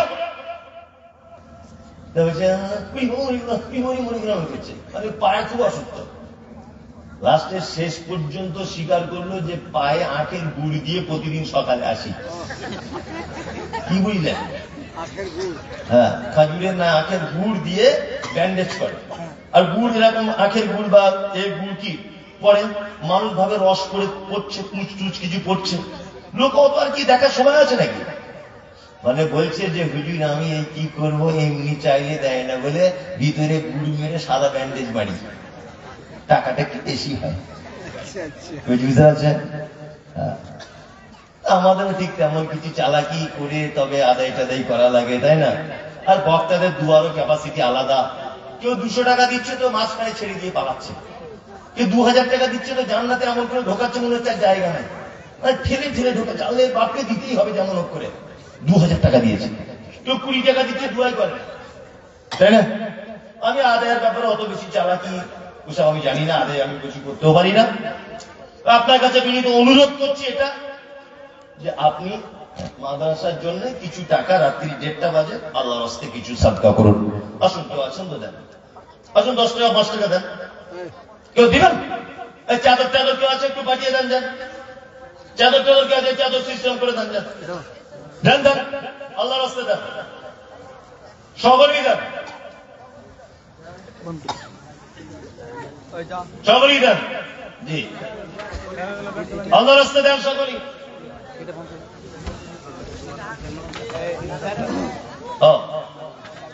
একজনে 3000 টাকা দিয়েছেন, আফজালের ছেলে সালাম 10 বস্তা ছিলেন। মেয়েদের চুরি পরা কি বাধ্যতামূলক? একদমই নয়। মেয়েরা চুরি করতে যাবে কেন? তবে চুরি পড়বে তো স্বামীকে দেখানোর জন্য পড়বে, সমস্যা নেই, ফেলু ফেলু। চুরি পড়া বাধ্যতামূলক নয়, তার স্বামীর জন্য পড়তে পারে। মাশাআল্লাহ মাশাআল্লাহ। দেন আপনারা সকলে আসুন, সকলেই দেন,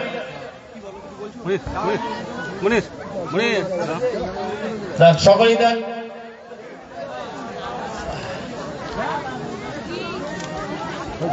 মজলিস ভাঙা দোয়া বলবেন সকলেই। সুবহানাকাল্লাহুম্মা ওয়া বিহামদিকা আশহাদু আল্লা ইলাহা ইল্লা আনতা আস্তাগফিরুকা ওয়া আতুবু ইলাইক।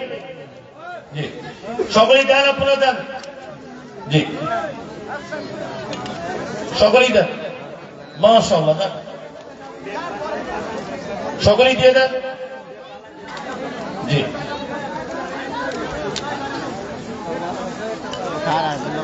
নাকি কানের দুধ বড় দানি 1 কুইন্টাল ভুট্টা দেন। আমি দেখবেন 1000 টাকা। আল্লাহুম্মা সাল্লি আলাইহি আল্লাহুম্মা বারিক আলাইহি দেন। ও দেন, আমি দেখবেন 1000। যারা আছেন আপনারা সকলেই দেন, আল্লাহর রাস্তে দেন, চালু দিয়ে দেন, মায়েরা আপনারা দেন, কিছু কিছু দেন। নাকের একজন নাকের দিয়েছেন, 2 ব্যাগ সিমেন্ট একজন, 2 ব্যাগ সিমেন্ট দেন, যারা দিবেন দিয়ে দেন ভাই। সামাউল নাজির হোসেন 2 জন মিলে 1000 ইট। ও বৌমা দিয়েছে বাপের জন্য, আচ্ছা। আল্লাহুম্মা সাল্লি আলাইহি আল্লাহুম্মা বারিক আলাইহি। হাইসুদ্দিন 1 টলি বেরামিতে 100 দেন, সকলেই দেন। একটা শিশু মারা গেছে, তার মা একটা বই আর 100 টাকা দিয়েছে। এই বইটা আপনারা কিনে নেন, যারা নামাজের দোয়া জানেন না, এই বইটা ভালো বই, মেজবাউদ্দিন সাহেবের দিনিয়াত শিক্ষা, সমস্ত দোয়া দরুদের ভিতরে পেয়ে যাবেন। বাড়িতে রাখবেন, এগুলো অনেক কাজে দেবে। 50 কিলো ভুট্টা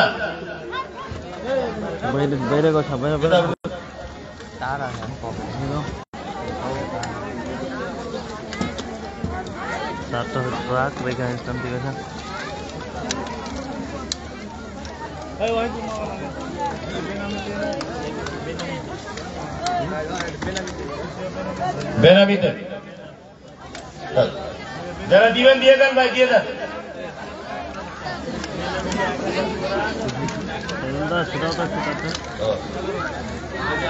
কি বলছে? জি জি,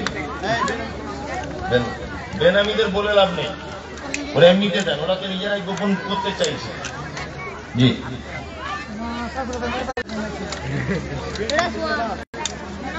ঠিক আছে তাহলে নাকি? না পেলে কিছু করার নেই। স্যার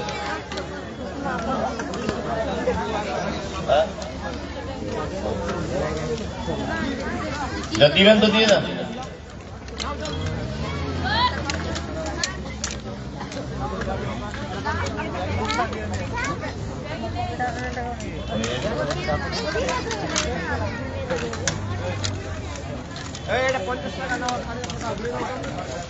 ও একজন মহিলা 3000 টাকা একটা কোরআন মাজিদ, তার ছেলে মারা গেছে, বাড়ি খায়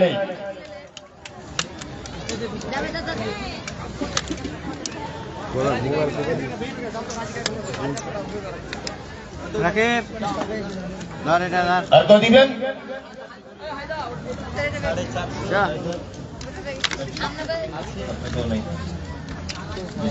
আসসালামু আলাইকুম ওয়া রাহমাতুল্লাহি ওয়া বারাকাতুহু।